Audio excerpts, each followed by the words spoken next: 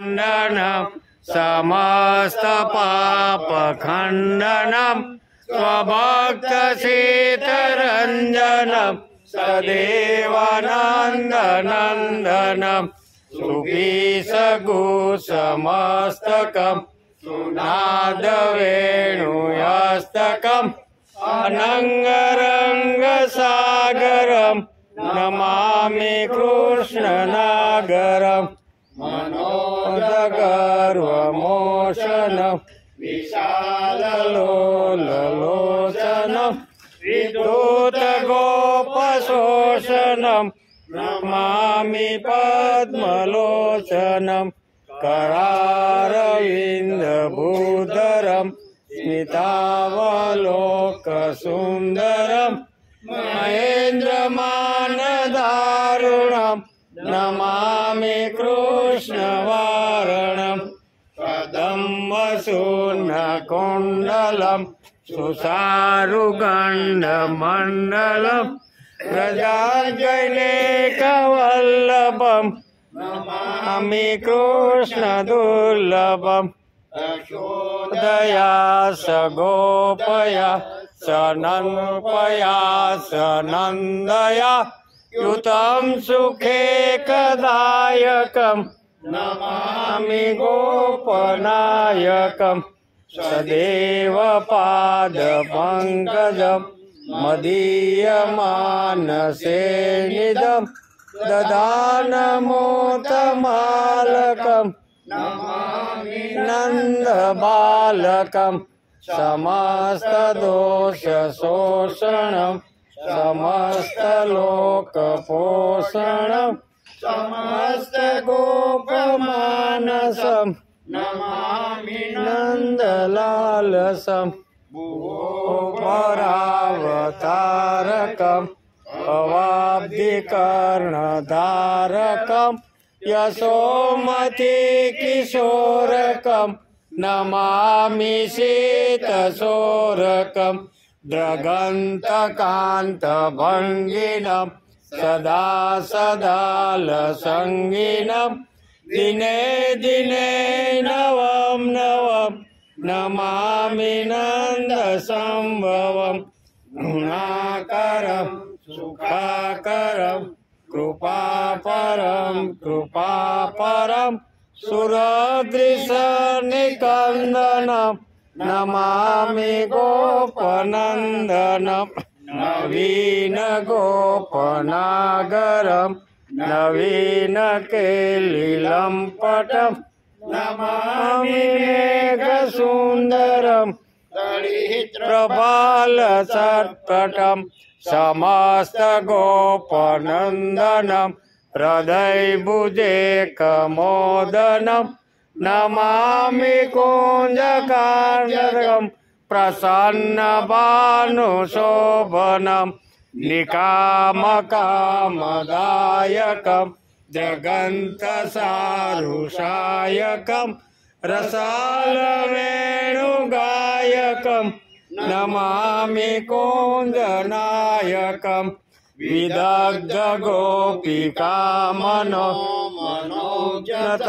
विदग्धगोपिकामनोमनोजतल्पसायिनं नमामि कुञ्जकानने प्रवृद्धवानिपायिनं यदा तदा यथा तथा तथैव कृष्णसत्कथा मया सदैव गीयताम् तथा कृपा विधीयताम् प्रमाणिकष्टकद्रयं जपतदित्यय पुमत् भवेच्च नन्दनन्दने भवे भवे सुभक्तिमान् भवे भवे सुभक्तिमान्।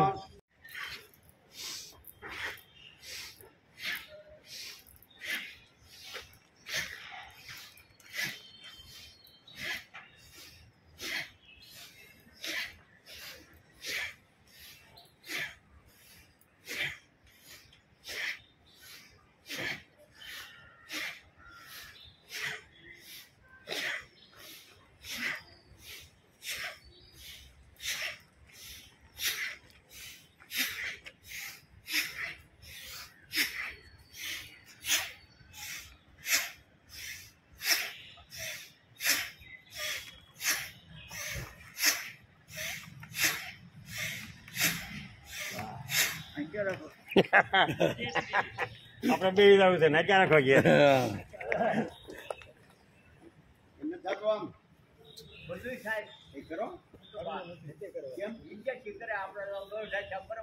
કાંઈ વાંધો નહીં ભાઈ ભાઈ ભાઈ. કાંઈ નહીં મને ખબર હું કેતનો ઓળખું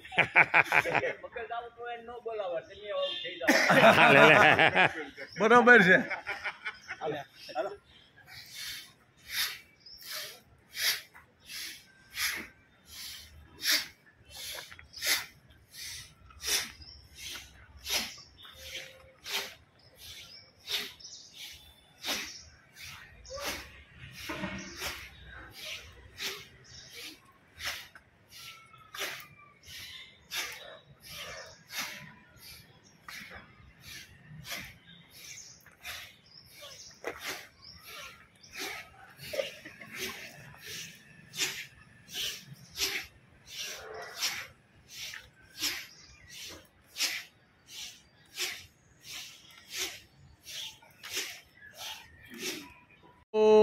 उवाच अर्जुन उवाच अपरं भवतो जन्म अपरं भवतो जन्म अपरं भवतो जन्म अपरं भवतो जन्म परं जन्म विवस्वत परं जन्म विवस्वत परं जन्म विवस्वत परं जन्म विवस्वत अपरं भवतो जन्म परं जन्म विवस्वत अपरं भवतो जन्म परं जन्म विवस्वत कथमेतद्विजानीयो कथमेतद्विजानीया कथमेतद्विजानीयां कथमेतद्विजानीयां त्वमादौ प्रोक्तवानिति त्वमादौ प्रोक्तवानिति त्वमादौ प्रोक्तवानिति त्वमादोक्तवानिति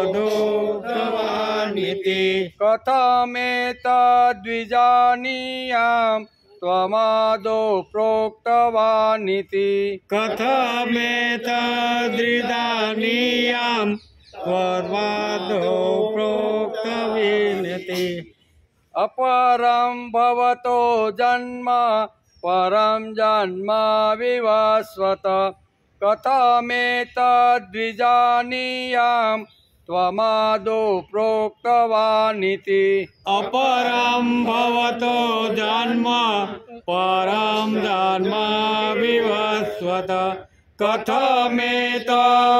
कथमेतद्विजानीयां त्वमादौ प्रोक्तवानिति पान उल्टावी नाखजो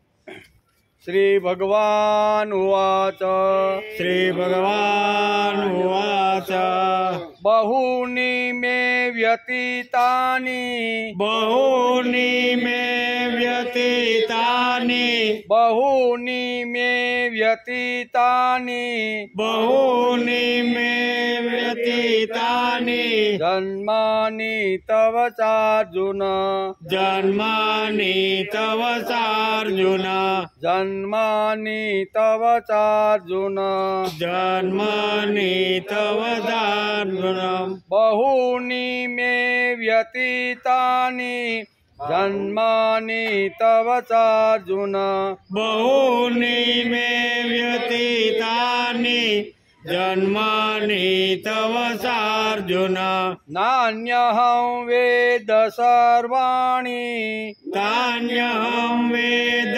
सर्वाणि नान्यहं वेद सर्वाणि नान्यहं वेद सर्वाणि न त्वं वेत्य परन्तप न वेत्य परं तत न त्वं वेत्य परन्तप वेत्य परं तप तान्यहं वेद सर्वाणि न त्वं वेत्य परन्तप तान्यहं वेद सर्वाणि न त्वं वेत्य परन्तप।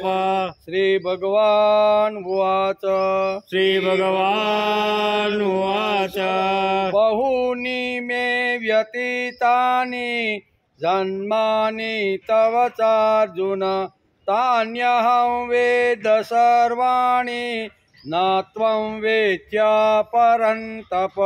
बहूनि मे व्यतीतानि जन्मानि तव चार्जुनं तान्यहं वेद सर्वाणि न त्वं वेत्य परन्तप। પાછું પાંચ ઉલટી નાખો અને હારે બોલવાનું હોય. એક સાથે 4 અને 5. अर्जुनुवाच अपरं भवतो जन्म परं जन्म विवस्व कथमेतद्विजानीया त्वमादौ प्रोक्तवानिति। श्रीभगवानुवाच बहूनि मे व्यतीतानि जन्मानि तव चार्जुनं तान्यहं वेद सर्वाणि न त्वं वेत्य परन्तप। न त्वं वेत्य परन्तप। हरि ओम्। सुदेवसुतं देवं कंसचाणूरमर्दनं देवकी परमानन्दं कृष्णं वन्दे जगद्गुरु। गुरुर्ब्रह्मा गुरुर्विष्णु गुरुर्देवो महेश्वर गुरुर्साक्षात् परब्रह्म तस्मै श्रीगुरुवे नमः। नारायणं नमस्कृत्यं नरं चैव नरोत्तमं देवीं सरस्वती व्यासं ततो जयमुदीरये ततो जयमुदीरये।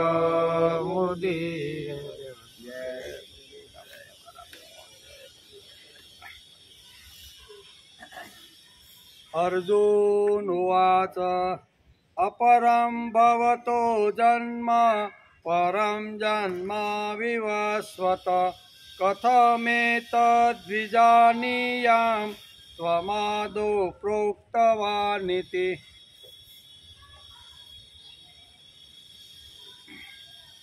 ભવત એટલે આપણો, જન્મ એટલે જન્મ, તો અપરમ એટલે અર્વાચીન હાલનો છે. જ્યારે વિવસ્વત એટલે કે સૂર્યનો જન્મ તો પરમ એટલે ઘણો પહેલાંનો છે.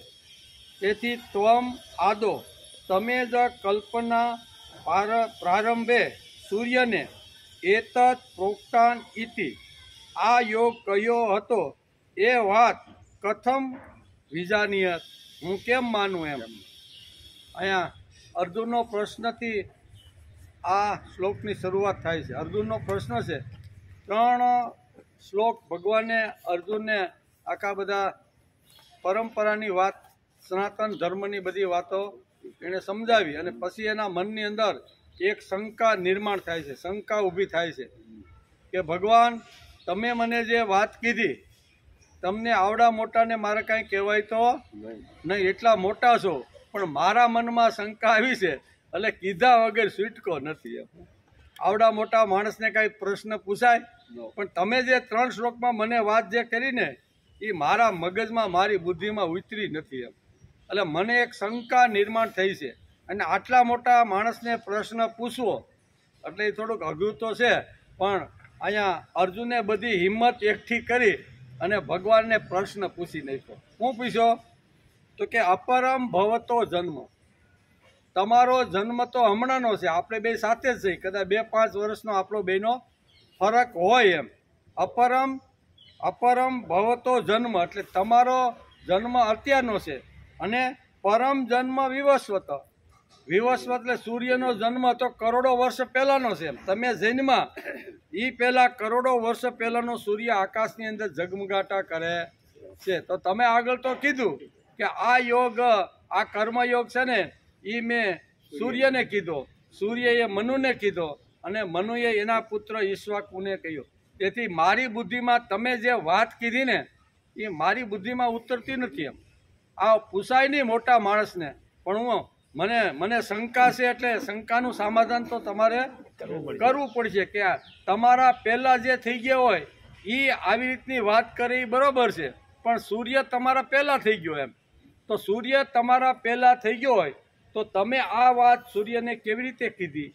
એટલે મારી બુદ્ધિમાં ગડબડ શરૂ થઈ ગઈ છે. મોટા માણસને પ્રશ્ન ખરાય નહીં, પણ બુદ્ધિમાં ઉતરું નથી, એટલે મારે આ પ્રશ્ન કર્યા વગર છૂટકો નથી. એમ કરીને તર્ક ચલાવી અને અર્જુન ભગવાનને આ પ્રશ્ન પૂછ્યો. બીજી વાત કીધી, કથમે દ્વિત જાનીય ત્વમાદો પ્રોક્ત વાનિતા.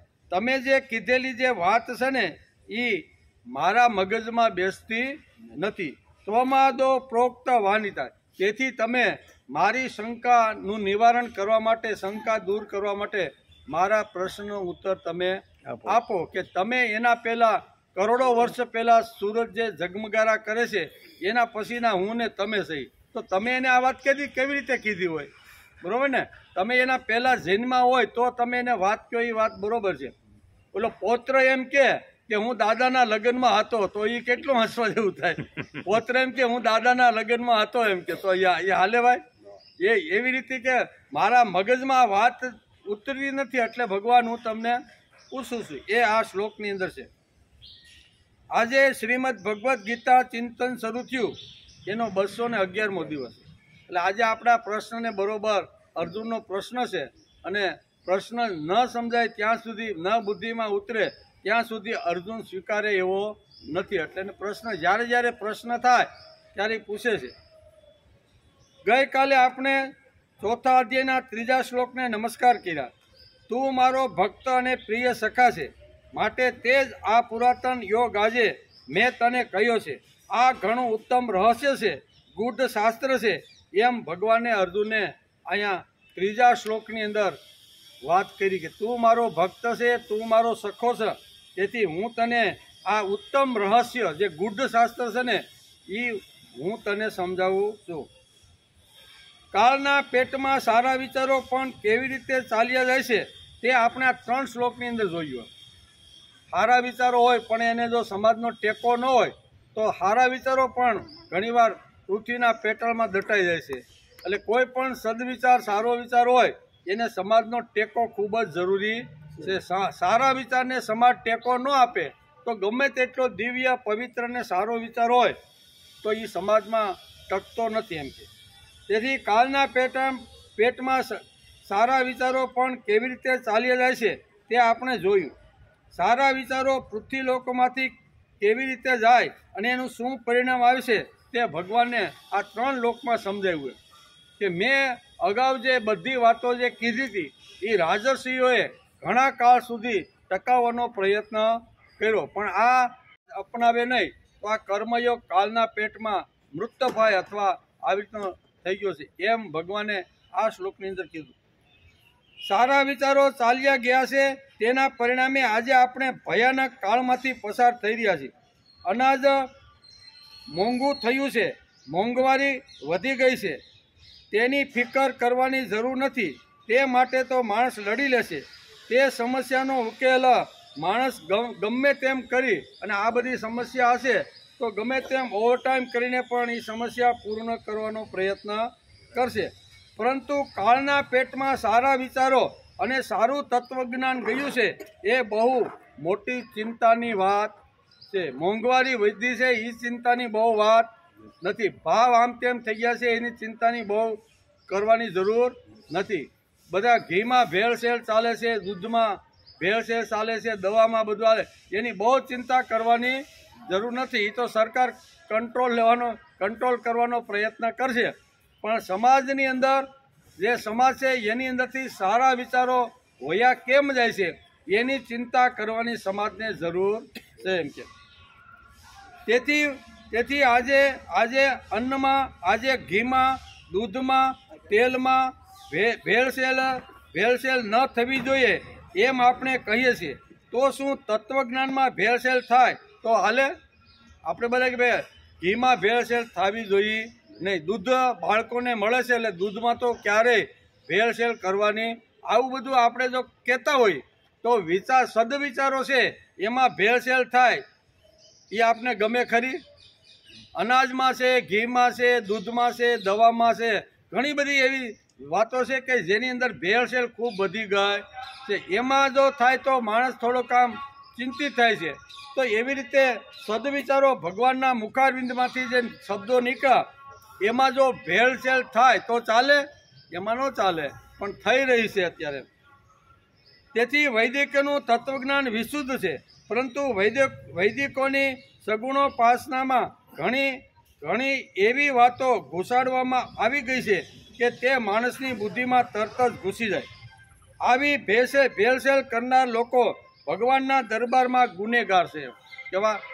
જેમ અનાજ પાણીમાં અથવા દવા અથવા શાકભાજીમાં ભેળસેળ બધું થાય છે, એવી રીતે સદવિચારો ભગવાનના મુખારવિંદની વાણી અથવા શાસ્ત્રોએ આપણે જે સિદ્ધાંતો સમજાવ્યા એની અંદર જો જે લોકો ભેળસેળ કરતા હશે ને એને ભગવાનના દરબારમાં એને જવાબ આપવો પડશે.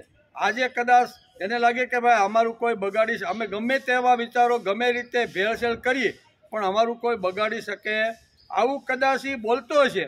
પણ ભગવાનના દરબારમાં જે સદવિચારો છે, પવિત્ર વિચારો છે, દેવી વિચારો છે, ભગવાનના મુખમાંથી નીકળેલી જે વૈદિક વાણી જે છે એમાં જો ભેળસેળ કરીને સમાજમાં કોઈ મોટો બનવાનો જો પ્રયત્ન કરતો હશે તો એણે ભગવાનના દરબારમાં જવાબ આપવો પડશે. આપણને કાંઈ જવાબ આપે કે ન આપે એની આપણને પડી નથી, પણ ભગવાન 100% એનો જવાબ માગશે એમ કે છે. તેથી આવી ભેળસેળ કરનાર લોકો ભગવાનના દરબારમાં ગુનેગાર છે.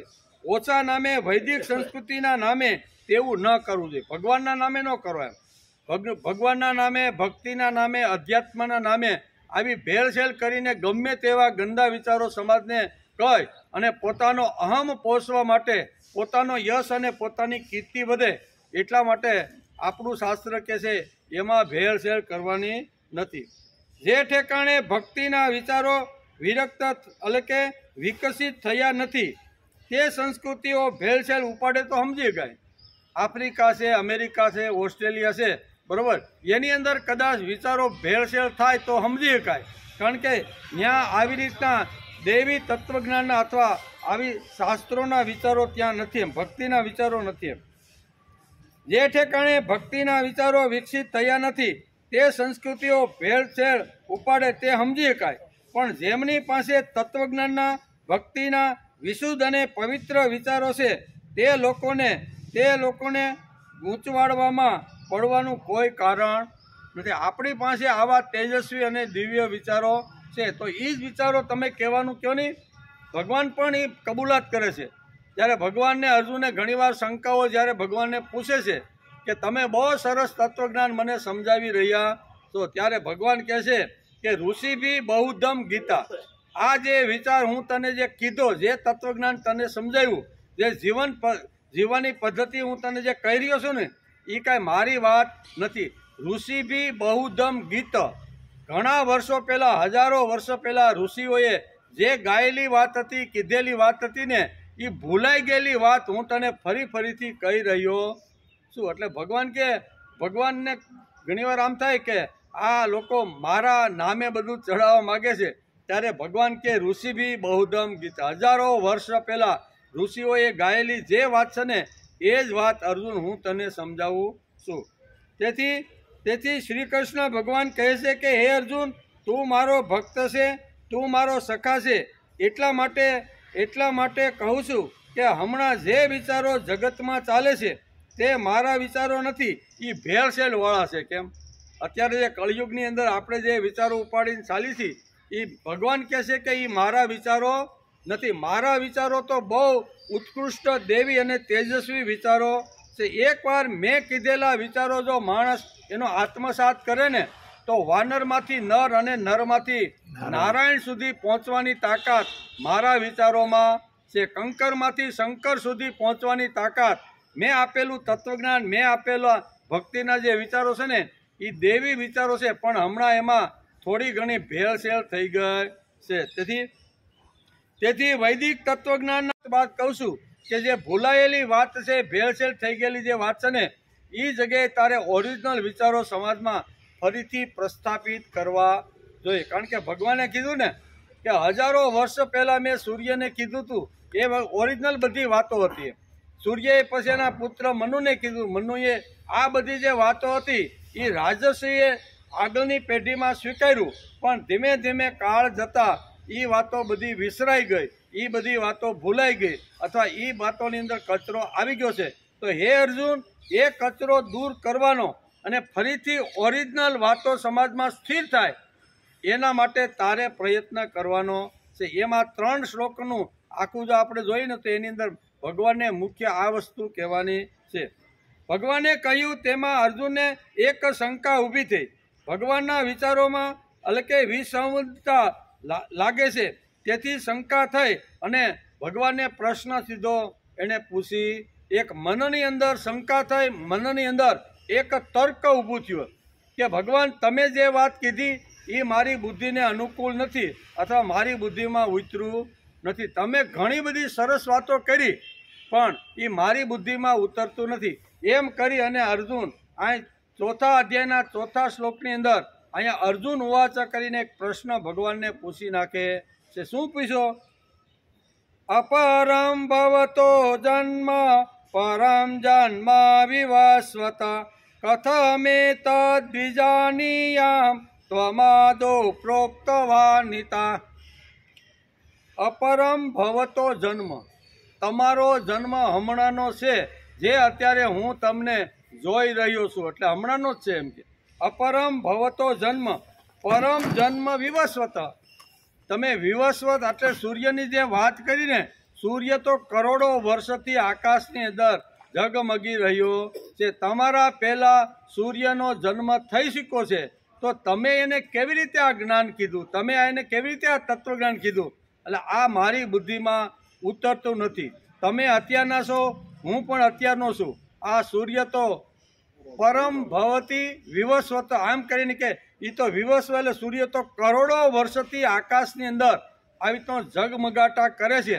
તો તમારા જન્મ પહેલાં સૂર્યનો જન્મ થઈ ચૂક્યો હોય તો તમે એને આ તત્વજ્ઞાન કેવી રીતે કીધું? એટલે મારી બુદ્ધિમાં ઉતરતું નથી. આવડા મોટા માણસને પ્રશ્ન પૂછાય નહીં, પણ જ્યાં સુધી મારી બુદ્ધિમાં કોઈ વાત સ્થિર ન થાય ત્યાં સુધી હું તમને પૂછીને મારી બુદ્ધિ હું શું કહેવાય ક્લિયર કટ કરવા માગું. આવી વાત કહે છે. આપનો જન્મ તો અર્વાચીન એટલે હાલનો છે, જ્યારે સૂર્યનો જન્મ તો ઘણો પહેલાંનો છે. તેથી તમે જ કલ્પના આરંભે સૂર્યને આ યોગ કહ્યો હતો. એ વાત હું કેવી રીતે માનું? ભાઈ, મારે આ વાત માનવાની કોઈ જરૂર.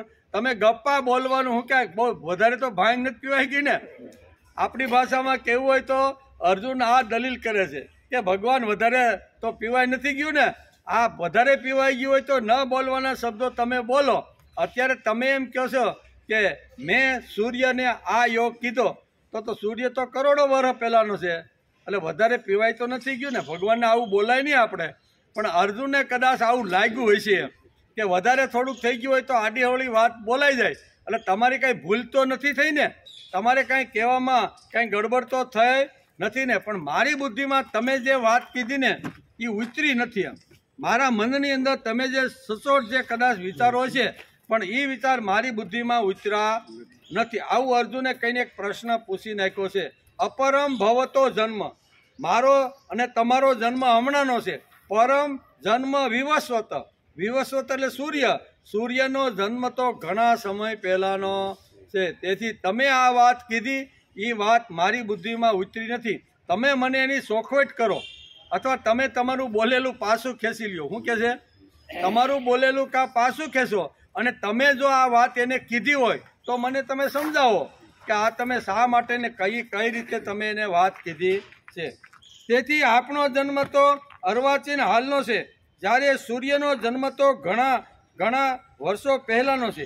તેથી તમે જ કલ્પના આરંભે સૂર્યને આ યોગ કહ્યો હતો એ વાત હું કેમ માનું? હું આ વાત સમજી શકતો નથી. તેથી મારો પ્રશ્ન છે, ભગવાને જે કહ્યું તેમાં અર્જુનને વિશ્વાસ લાગે છે. તેથી ભગવાનનું બોલવું સાંભળીને અર્જુન અહીં પ્રશ્ન કરે છે. ત્રણ શ્લોકની અંદર ભગવાને ઘણી બધી વાતો અર્જુનને સમજાવવાનો પ્રયત્ન કર્યો, પણ ત્રણ શ્લોકની અંદર અહીંયા અર્જુને વિસંગત એટલે પોતાની વાત સાથે આ 3 શ્લોકનો કોઈ મેળ બેસતો નથી. એટલે અર્જુન કેવો થયો છે?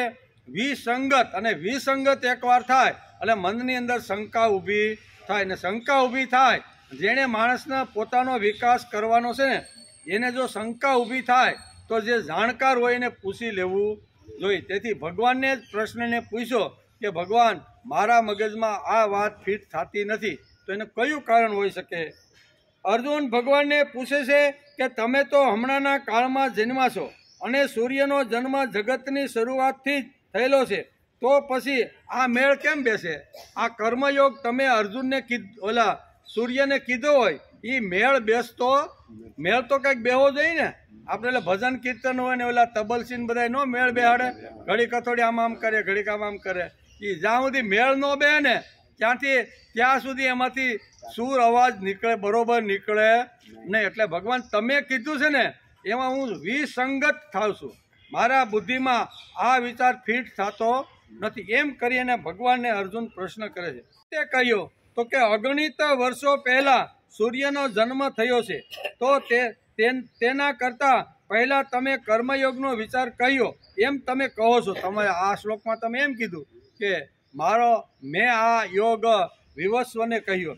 તમે ખોટું બોલો છો એમ તો કહેતો નથી. એમ કે તમે ખોટું બોલો છો એમ તો મારાથી કહેવાય નહીં, કારણ કે અટાણ સુધી ઘણી બધી વાતો કરી, પણ તમે ખોટું બોલો છો એમ તો હું કહી શકતો નથી. પણ તમે કહ્યું તે મારા મગજમાં ઉતરતું નથી. એમ તમે બોલો છો ખોટું બોલતા નથી એમ તો મારે કહેવાય નહીં, પણ તમે કહ્યું તે મારી બુદ્ધિમાં ઉતરતું નથી. તે મારી બુદ્ધિમાં ઉતરતું નથી. મારી આ શંકા છે, આ મારી શંકાને તમે દૂર કરો, એવું અર્જુને ભગવાનને અહીંયા પ્રશ્ન કર્યો છે. અહીં બુદ્ધિવાદી અર્જુન ભગવાનને શંકા પૂછે છે. અર્જુન ડરપોક નથી, તેમાં કોઈની સેહમાં તણાઈ જાય તેવો નથી, કોઈની બુદ્ધિથી અંજાઈ જાય એવો અર્જુન. ભલે ભગવાન જેવા ભગવાન હોય, કહેતા હોય, પણ એની બુદ્ધિમાં જ્યાં સુધી ફિટ ન થાય ત્યાં સુધી અર્જુન એ વાતને સ્વીકારવા માટે તૈયાર નથી. આવી બુદ્ધિ બધાની ગીતા સાંભળ્યા પછી માણસની બુદ્ધિ આવી તૈયાર થવી હા નહીં. બરાબર? ઘી ને ઘાસલેટ બે હરખા? ઘણીવાર આપણે કહીએ ઘી હારું ને ઘાસલેટે હારું, બે હરખા નથી. એમાં તો હાથી ઘોડાનો ફરક છે, પણ એની ધાર જોવો તો બે હરખી લાગે. ધાર જોવો તો હરખી લાગે એનો અર્થ કે બંને વસ્તુ સરખી નથી. આપણે ઘણીવાર ઘણા લોકોને આધ્યાત્મિક ક્ષેત્ર હોય, ભક્તિની વાત હોય કે જીવનની વાત હોય ને, તો આપણે ઘણીવાર સમજે તમારા સ્વાધ્યાય જેવું જ અમારું કામ છે. ઘણીવાર કહે ને, અરે ક્યાં સ્વાધ્યાયનો વિચાર અને ક્યાં તારો 3rd ક્લાસ ઘાસલેટની વાત. બરાબર? તો ઘણીવાર આવું આપણને થતું હોય છે. તેથી આવું કદાચ અર્જુનના મનની અંદર એક શંકા એના મનમાં ઊભી થઈ હશે. પાંડુરંગ શાસ્ત્રી કહે છે કે અર્જુન જેવો અર્જુન જે ડરપોક નથી, જે નિર્ભય છે અને ભગવાન જેની જોડે છે, એ માણસના મનમાં કોઈ દી શંકા હોય નહીં. પણ આપણા પ્રતિનિધિ તરીકે કદાચ અર્જુને ભગવાનને આ પ્રશ્ન પૂછી નાખ્યો હશે, કારણ કે અર્જુન આપણો પ્રતિનિધિ છે. ભગવાન જે કાંઈ તત્વજ્ઞાન કહે ને એ અર્જુનને કહે છે, પણ અર્જુનને નિમિત્ત બનાવી અને માનવ જાત માટે ભગવાને આ તત્વજ્ઞાન કહેવાનો પ્રયત્ન કર્યો છે. તેથી અહીં બુદ્ધિવાદી અર્જુન ભગવાનને શંકા પૂછે છે. અર્જુન ડરપોક નથી, તેમ કોઈની સેહમાં તણાઈ જાય તેવો નથી, હાયા કરવાળો નથી. તમે આ 3 શ્લોક કીધા ને, હા બરોબર છે, હવે આગળ હું છે એ કયો, એવું એને કીધું. ના તમારી વાત બહુ સારી છે, તમે તમારો અનુભવ જ બોલતો હોય ને એમ કરીને હવે તમારે શું કહેવાનું છે? હવે તમે આગળ આવું અર્જુન બોલ્યો નથી. અર્જુન ફાટનારાની પોતાની શંકાની રજૂઆત ભગવાનની સામે મૂકી દે છે. અથવા તો ભગવાનનું બોલવું સાંભળીને સામાન્ય અમથાલાલના મગજમાં શું વિચાર આવે છે તે અર્જુન આપણા પ્રતિનિધિ તરીકે આપણા વતી ભગવાનને કદાચ પૂછ્યું પણ હોય એમ બરાબર. ભગવાન તો ક્લિયર કટ વાત કીધી, અને અર્જુન જેવો અર્જુન ન સમજી શકે ને એ વાત તો ખોટી છે. કારણ કે ભણ્યો તો ક્યાં? દ્રોણાચાર્યના તપોવનમાં શસ્ત્ર અને શાસ્ત્ર બંને પ્રકારની વિદ્યા, ઉત્તમ વિદ્યાનું એણે આવી રીતનું પૈપાન કરેલું છે. તેથી અર્જુનના મગજમાં કદાચ આ શંકા ન હોય, પણ અર્જુનને લાગે કે હજારો વર્ષ પછી કદાચ આવનાર જે કાળ છે એમાં ઘણા લોકોને આ બાબતમાં શંકા ઉત્પન્ન થશે. તેથી આપણા પ્રતિનિધિ તરીકે અર્જુને અહીંયા ભગવાનને પ્રશ્ન કર્યો હોય આપણે એવું લાગે છે. ભગવાન અર્જુનને જવાબ આપતા પુનર્જન્મનો સિદ્ધાંત કહે છે તે 5મા શ્લોકમાં ભગવાને સમજાવ્યો. અહીંયા જે અર્જુનની જે શંકા હતી ને એ શંકા બરોબર જ છે. કારણ કે શંકા થાય જ ને. આપણે અત્યારના હોય ને આપણી પહેલાં કોઈ આ વાત કરી હોય તો એ આપણા મગજમાં પણ બેસતી નથી. એટલે અર્જુનના મગજમાં તો બેઠી નહીં. કારણ કે વિવસ્વાન એટલે કે સૂર્ય તો કરોડો વર્ષ પહેલાંનો આવી રીતનો એનો જન્મ થઈ ચૂક્યો છે, અને તમારો જન્મ ને મારો જન્મ તો હમણાંના છે.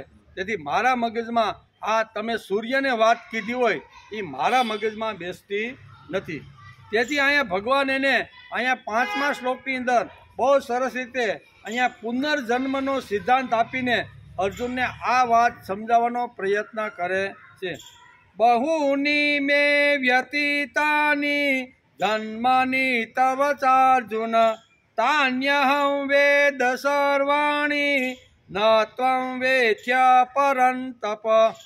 ભગવાન બહુ સરસ રીતે જેવો પ્રશ્ન પૂછ્યો તો ફટ નરાએ અર્જુનના મનની શંકાનું નિરાકરણ અથવા સમાધાન કરી દીધું કે વાત તારો બરોબર છે, પ્રશ્ન પર તારો બરોબર છે કે હું ને તું તો આપણે બે તો અત્યારના છીએ, પણ સૂર્ય તો કરોડો વર્ષ, પણ છતાંય તે મને પ્રશ્ન પૂછ્યો છે એટલે કાન ખોલીને તું સાંભળી લે. એમ કરીને ભગવાન અહીંયા 4થા અધ્યાયના 5મા શ્લોકની અંદર શ્રી ભગવાન ઉવાચ કરી અને અહીંયા અર્જુનને કહેશે. શું કહેશે? બહુની મેં વ્યતીતાની, તારા અને મારા ઘણા બધા જન્મો થઈ ગયા છે. આ જ કાળમાં હું તારી સામે ઊભો છું જન્મ લઈને, એટલું નથી, મારા અને તારા અનેક જન્મ થઈ ગયા છે. કેવા? બહુની મેં વ્યતીતાની જન્માની તવ ચાર્જુન, કે હે અર્જુન મારા અને તારા અનેક જન્મો થઈ ચૂક્યા છે. તાન્યહમ વેદ સર્વાણી ન ત્વં વેત્ય પરંત, હે પરંત તું તારા આગલા જન્મનું કાંઈ જાણતો નથી. હું પૂર્વ જન્મમાં જેટલા મારા અવતારો અથવા મારા જન્મ થયા ને એ બધા જન્મો મને બરોબર યાદ છે. એટલે સૂર્ય પહેલાંનો જે જન્મ મારો હતો ને એ મને યાદ છે. એટલે તારી શંકા છે કે અત્યારે તમે મારી સામે ઊભા છો, કરોડો વર્ષોથી સૂર્ય તપે છે, તો આ વાત સત્ય કેમ હોઈ શકે? ત્યારે ભગવાન એની શંકાનું નિરાકરણ કરવા માટે કહે છે કે તારા અને મારા અનેક જન્મો થઈ ચૂક્યા છે. તારા જન્મમાં કદાચ તને પૂર્વ જન્મનું કંઈ યાદ નહીં હોય, પણ મારા આગળના કેટલા જન્મો થયા, કયા જન્મમાં આવીને કયું મેં સૂર્ય પહેલાંનો હું છું. કેવો અહીંયા જે નિરાકરણ હતું ને કે ભાઈ તમે અત્યારના હોય તો તમે આ જ્ઞાન અથવા આ વાત કેવી રીતે કહી શકો? તે કહે છે હે પરંતપ, હે અર્જુન મારા અને તારા અનેક ઘણા જન્મો થઈ ચૂક્યા છે, તે બધાને હું જાણું છું, પરંતુ તું જાણતો તને તો તારો અત્યારે આ એક જ જન્મ કે કુંતી માતાનો હું દીકરો છું અને હસ્તિનાપુર જેવી નગરીની અંદર મારો જન્મ, આ બધું એકલો તું જાણે છે, પણ તારી આગળના જન્મ તને ખબર નથી. મને બધા જ ખબર છે. 24 અવતાર લઈને જે આવ્યો ને, જે અવતારમાં જ્યારે જે કામ કર્યા ને એ બધા જ કામો મને બરોબર યાદ છે. એમ કે અર્જુનના મનમાં એક શંકા ઉદ્ભવે છે. અર્જુનને શંકા થઈ એમાં આપણે ઘણી વાતો સમજવા મળી. અર્જુનને આ શંકા થઈ ત્યારે આપણે પુનર્જન્મની વાતો ભગવાન જેના મુખેથી કહેવાના છે પુનર્જન્મની, તો એ વાતો આપણે જો પ્રશ્ન ન કર્યો હોત, ભગવાન હવે હાંકે રાખો હવે શું કહેવાનું છે એમ જો સીધું કીધું હોત તો આપણને આ તત્વજ્ઞાન અથવા આત્મજ્ઞાનની વાતો ભગવાનના મુખારવિંદમાંથી મળત. ને અર્જુને પ્રશ્ન કર્યો છે, તેથી જ ભગવાન અહીં પોતાની પરંપરા અને અનાદિકાળથી આવતી રહેલી જે વાતો છે ને એ ભગવાન એને સમજાવવાનો પ્રયત્ન કરે છે. અર્જુનના મનમાં એક શંકા ઉદ્ભવે છે. અર્જુનને શંકા થઈ તેમાં આપણે ઘણી વાતો સમજવા મળે છે. કોઈ પણ વાત આંખ મીસીને સ્વીકારી લેવાય નહીં અને આંખ મીસીને ન સ્વીકારી એમ પણ નહીં. એમ બે વાતો છે. કોઈ પણ વાત કોઈ પણ જગ્યાએ આપણે સાંભળતા હોય અથવા કોઈનું સાંભળતા હોય તો આંખ મીસીને સાંભળી ન લેવી, બરાબર, અને કે આંખ મીસીને સાંભળી લઈને સ્વીકાર કરવો નહીં અને આંખ મીસીને તે સ્વીકારાય એમ પણ નહીં. કેટલીક વાતો સમજીને સ્વીકારાય અને કેટલીક વાતો શાસ્ત્રની આજ્ઞા હોય એ વાતો સ્વીકારાય. બીજી કોઈ પણ વાત આવે તો બુદ્ધિથી માણસે વિચાર કરવો જોઈએ કે આ વિચારોમાં કેટલું તથ્ય છે, વિચારોમાં કેટલું સત્ય છે અને આ વિચારો મારા ઉત્કર્ષ માટે ઉપયોગી છે કે ખાલી સામેના સ્વાર્થ માટે આ વિચારો કહી રહ્યા છે. એ માણસને ભગવાને બુદ્ધિ આપી છે. તેથી એકદમ કોઈ દી કોઈનો વિચાર સીધે સીધો સ્વીકારવાનો નહીં, આંખ બંધ કરી અને આંખો ખુલ્લી રાખી અને કેનાર વ્યક્તિનો વિચાર સાંભળી લેવાનો અને પછી બુદ્ધિમાં ઉતરે તો જ એ વિચાર તારે ઉપાડવાનો. આ શ્રીમદ ભગવદ્ ગીતા અહીંયા અર્જુનના ચરિત્ર દ્વારા આ વાતો આપણે સમજાવવા માગે છે.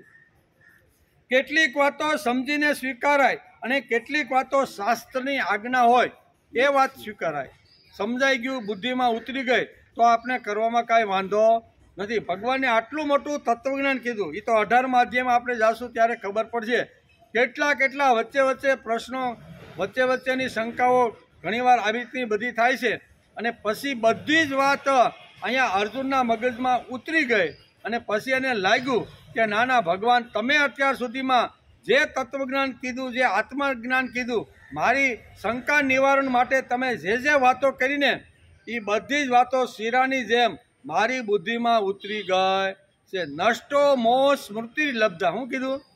હે ભગવાન, પહેલા અધ્યાયની અંદર મારો જે મોહ ઊભો થયો હતો અને હથિયાર ફેંકીને પાછલી બેઠકે બેસી ગયો હતો કે આવા પિતામાં ભીષ્મને દ્રોણાચાર્યની સામે હું કેમ લડી અને કેમ એના ડોકા કાપું, આ મારો જે મોહ પહેલા અધ્યાયથી જે શરૂઆત થયો હતો ને એ મારો મોહ નષ્ટ થઈ ગયો. કરીશે વચનન તવ.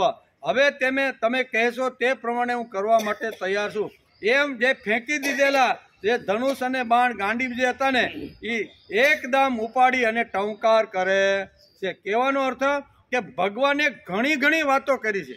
બધી ધીમે જ્યાં શંકા ગઈ, જ્યાં આ રીતનું ન સમજાય ને ત્યારે અર્જુન ફટનારનો ભગવાનને પ્રશ્ન પૂછી લે છે. નહીં તો આવડા મોટા માણસને કેમ પૂછું એવું અર્જુને કોઈ દી વિચાર કર્યો નહીં. ન સમજાય, શંકા જાતી હોય તો એ આપણી ક્લિયરિટી માટે, આપણી બુદ્ધિ ક્લિયર થાય ને એટલા માટે આપણે સમજવા માટે આ પ્રશ્ન પૂછવા જોઈએ. પણ કોઈને ઉતારી પાડવા માટે બેઠા છે એના કરતાં હું વધારે જ્ઞાની છું, આ સભામાંથી ઊભો થઈને હું બે પ્રશ્ન મહારાજને પૂછું ને તો બધા લોકો એની નજર જાય હો કે આ ભાઈ જ્ઞાની તો ખરો, પણ એ પ્રશ્ન પૂછી ચિઠ્ઠી આપીને પછી તો ગોઈતોય ન જડે.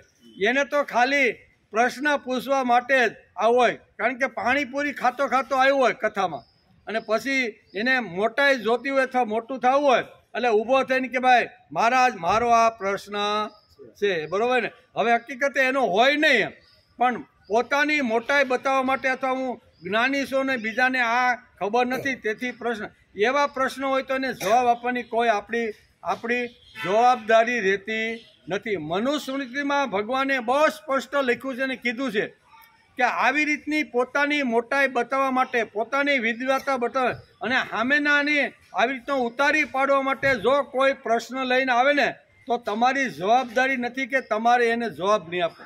એને કહી દેવાનું ભાઈ મને ખબર નથી એટલે તારો છુટકારો થઈ જાય. નકર દલીલ કરવા લાગતો એનો કોઈ અંત આવવાનો નથી. અને એને કહેવું પડે કે ભાઈ 2 વર્ષ સુધી તું શાસ્ત્રનો પૂર્ણ અભ્યાસ કર અને પછી જો શંકા રહે ને તો તને પ્રશ્ન પૂછવાની છૂટ છે. ભેળ ખાતો આવે, પાણીપુરી ખાતો આવે, બીડીના ગોટા કાઢતો આવે અને પછી પ્રશ્ન પૂછે તો એ પ્રશ્નની જવાબ આપવાની જવાબદારી વ્યાસપીઠ ઉપરથી બેઠેલા વ્યાસની નથી. એમ મનુ મહારાજે મનુસ્મૃતિમાં બહુ સ્પષ્ટ કીધું છે કે ભાઈ આ આવડતો હોય ને આપને તો પણ આવી રીતના પોતાની વિદ્વતા બતાવવા માટે કોઈ પ્રશ્ન પૂછે તો એની જવાબદારી આપણી હોતી નથી એમ કે. તેથી કહે છે તે આજ એટલે કે બહુની મેં વ્યતીતાની જન્માની તવ ચાર્જુન. આવી રીતે ભગવાનને બહુ સરસ રીતે સમજાવવાનો. કુળ ધર્મ કેટલાક સમજ્યા વગર છોડી દે છે. આજે ધર્મની આ હાલત થઈ છે. અંધશ્રદ્ધાળુ વહેમી લોકો જુદા અને સમજ્યા વગર કેટલુંક વાતો પકડે છે અને સમય શક્તિ અને સંપત્તિનો બગાડ કરે છે. એ એક વર્ગ જુદો. એમ સમજ્યા વગર કરવું, સમજ્યા વગર કોઈ પણ કૃતિ કરવી અને એનું પરિણામ જ ન આવતું હોય તો સમય શક્તિ અને સંપત્તિનો ખાલી વ્યય થતો રહેલો છે. ધર્મના નામે ભક્તિના નામે એટલે કે બધું ખપી જાય છે. તેમની જિંદગી ફોકટ જાય છે. 50 વર્ષ કામ કરીને એક ડગલું પણ જો આગળ ન ગયા હોય તો 50 વર્ષ સુધી કામ હાથમાં લઈને બેઠા હતા એનું શું થયું ભાઈ? 50 વર્ષ સુધી ઘણીવાર કામ કરતા હોય પણ એક ડગલું ત્યાંથી માણસ આગળ ગયો ન હોય તો 50 વર્ષ જે કામ કર્યું એ બધું ફોગટનું સમય શક્તિ અને સંપત્તિની વ્યય છે. કાશીના બળદની જેમ જયમાં ત્યાંને ત્યાં ફરવાનું, 2-4 ધર્મના નામે ક્રિયાઓ કરવાનું અને માણસને એમ લાગે હું તો પહોંચી ગયો છું અને બીજાને પણ હમણાં પહોંચાડી દઉં છું. એટલે કે ગાડરિયા પ્રવાહને સમજાવવા ઘણું બહુ અઘરું છે. ઇન્દ્ર પૂજા બંધ કરીને ભગવાને ગોવર્ધન પૂજા શરૂ કરાવી. એનું કેટલું બધું મહત્વ છે તે આપણે ભાગવત વાંચી તો આપણે ખબર પડે. હજારો વર્ષની જે પરંપરા હતી અને હજારો વર્ષથી અહીંયા દર વર્ષે ઇન્દ્ર પૂજાનો મહોત્સવ ગોકુળની અંદર ધામધૂમથી લોકો ઉજવતા. હજારો વર્ષની પરંપરા તોડી અને એક નવી પરંપરા ગોવર્ધન પૂજા કરાવી એ કોઈ સામાન્ય વસ્તુ નથી એમ કે. એટલે કે ગોવર્ધન પૂજા શરૂ કરાવી એનું કેટલું બધું મહત્વ છે તે ભાગવતકાર વેદવ્યાસે ભાગવતની અંદર લખ્યું છે. કુળ ધર્મ હતો, પરંપરાથી પૂજા ચાલતી હતી. ભગવાનનો બાપ આવે તો પણ લોકો છોડવા તૈયાર નહોતા. બરોબર, એવી લોહીમાં બેસી ગયેલી આ બધી વાતો હતી. પણ ભગવાન શ્રી કૃષ્ણએ ગોકુળ, વૃંદાવન અને મથુરાની આજુબાજુના પ્રજાને કેટલો પ્રેમ, કેટલો ભાવ આપ્યો છે ને, બરાબર ને. ત્યારે જ આ લોકો આ છોડવા માટે આ બધી વસ્તુ તૈયાર થયા. નકર છૂટે નહીં. ગમે તેની પરંપરાની જે વાતો છે ને એ છોડવી ખૂબ જ અઘરી છે. આપણે કંઈક ભાઈ 11 આવી નહીં તો કે તમને શું કરે ખબર પડે? આ પરંપરાથી હાયલું આવે. અમે તો આવી જ 11 રહેવાનું. તમારે જેટલું બોલવું હોય ને એટલું બોલે રાખો. શાસ્ત્રની જેટલી વાતો કરવી એટલી કર્યા. અમે તો જે કરવાના છે ને એ જ કરવાના છે. તમ તારે બરાડા પાડો નહીં, ગળું ભળે તમારું ફાટી જાય. એટલે પરંપરા, જૂની પરંપરા છોડવી બહુ અઘરી છે. આપણે ખરી એકાદશીનું મહત્વ શાસ્ત્રમાં જે છે એ જો સમજાવવાનો પ્રયત્ન કરી, હાયા કરે, સાંભળે ખરા, બરાબર ને, કાન રસ્યા બરાબર હોય પણ છોડવાની કોઈની તૈયારી નથી. હજારો વર્ષથી અહીંયા ઇન્દ્રની પૂજા ચાલતી હતી અને એ છોડાવી અને અહીંયા શું કહેવાય ગોવર્ધનની પૂજા કરાવી એ કાંઈ હેલી વાત નથી. બહુ અઘરી વાત છે પણ કૃષ્ણ ભગવાને એ કરી બતાવ્યું છે. એટલે કે અહીંયા ડાપણની ચર્ચાથી માણસો સુધરતા નથી, પ્રેમથી સુધરશે. હૃદય પરિવર્તન એ જ માણસને બદલી શકે. હૃદય પરિવર્તન જો કોઈનું થાય ને તો એ વિચાર માણસને બદલી શકે છે. ગમે તેવા શપથ, ગમે તેવું પાણી ગ્રહણ કરાવો, ગમે તેટલી આવી રીતની શું કહેવાય લ્યો પણ માણસનો બદલતો નથી. કૃષ્ણે કેટલી ધીરજ રાખી હશે. આપણે બોલીએ કે ઇન્દ્ર પૂજા બંધ કરાવી અને ગોવર્ધન પૂજા શરૂ કરાવી પણ પરંપરા બંધ કરાવી એ કાંઈ હેલી વાત કરી તો જુઓ. 5 લોકો જે સાલી વર્ષથી એકાદશી રહેતા હોય એની પાસે જઈને કહેજો કે ભાઈ આવી એકાદશી આપણા શાસ્ત્રમાં ક્યાંય લખી નથી. આપણા શાસ્ત્રમાં તો 5 જ્ઞાનેન્દ્રિય, 5 કર્મેન્દ્રિય અને 11મું જે મન છે ને એને ભગવાન તરફ એને એકાદશીના દિવસે વળાંક આપવાનો. તને શું ખબર પડે? 40 વર્ષથી મેં આ પરંપરામાં પડ્યા છીએ. એ પોતાની પરંપરા છોડવા માટે તૈયાર નથી. અમે તો આવી 40 વર્ષથી કરીએ છીએ અમને આગળથી જ મહારાજે દશમને દી કહી દીધું હોય કે આવતીકાલે એકાદશી છે, એટલે અમે ફળાહારી આઈટમ બનાવવામાં એટલા બધા આખો દિવસમાં સમય પસાર કરી છે કે આવી એકાદશીનું કોઈ મહત્વ ખરું? કોઈ મહત્વ નથી. ચેન્જ ઓફ ફૂડ અંગ્રેજીમાં કહે છે કે ખોરાકની અંદર બદલ કરવો એટલે એકાદશી નહીં, જીવનમાં બદલ કરવો એનું નામ ખરી એકાદશી છે. અત્યાર સુધી 14 દિવસ સુધી મારું કામ, વ્યવહારનું કામ, સંસારનું કામ, ઘરનું કામ, ગૃહિણીનું કામ જે કાંઈ કર્યું ને એ 14 દિવસ મારા માટે હતું, મારા બાળકો માટે હતું, મારા ધંધા માટે હતું. મારો વિકાસ થાય, મારા બાળકો સારી રીતે ભણે એટલે કમાવાનું અને સંસાર સારી રીતે કરવાનો, એટલા માટે ભગવાને 14 દિવસ અમને આપ્યા હતા. 15મા દિવસે એક એવો દિવસ આવે કે જેમાં મારું કામ નહીં, ભગવાનનું જ કામ. વાણી પણ ભગવાન માટે, પગ પણ ભગવાન માટે, કાન પણ ભગવાન માટે. મારી 11 ઇન્દ્રિયો છે ને એ 11ના દિવસે ભગવાનના નામે, ભગવાનના કામે, ભગવાનનો વિચાર લઈ અને જો સમાજમાં ફરતા હશું તો આને ખરી એકાદશી કહેવાય. આ આપણી શું કહેવાય શાસ્ત્રોક્ત એકાદશી, શાસ્ત્રમાં જે બતાવી છે ને એ આપણી એકાદશી છે. પણ ભગવાને કીધું ને કે આ જે યોગ છે ને કર્મયોગ એ મેં સૂર્યને કીધો, સૂર્યએ એના પુત્ર મનુને કીધો અને મનુએ પોતાના પુત્ર ઈશ્વાક્યુને કીધો.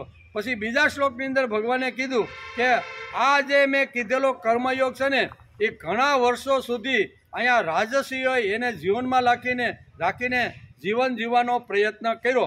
પણ એકવાર ત્યાં કર્મયોગ માણસનો છૂટી ગયો અને કર્મયોગ છૂટી જાય છે ત્યારે ગમે તેવું અધ્યાત્મ, ગમે તેવી ભક્તિ, ગમે તેવો ધર્મ, ગમે તેવું માણસ અપનાવે અને આ જ સાચો ધર્મ છે એમ કરીને જ્યારે ઉપાડવા લાગે ત્યારે ઘણીવાર જે શાસ્ત્રનો ઊંડો જેણે અભ્યાસ કર્યો છે એવા લોકો ઘણીવાર આપણે કહે કે ભાઈ આની જગ્યાએ આ વસ્તુ આપણા શાસ્ત્રમાં લખી છે. મનુ મહારાજે મનુસ્મૃતિમાં આ લખ્યું છે, ગીતાની અંદર ભગવાને આ વાત કીધી છે, વેદ વ્યાસે આવી રીતના ભાગવત અને મહાભારતની અંદર આ વાત કીધી છે, રામાયણની અંદર વાલ્મીકી આ વાતો લખી છે.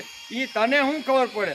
અમે 40 વર્ષથી આ એકાદશી કરી. કેવી 40 વર્ષથી અમે આ એકાદશી આવી જ કરી છે. પરંપરાને છોડવા માટે કોઈ તૈયાર નથી. સાંભળી લે પણ ટ્રાય તો કરો.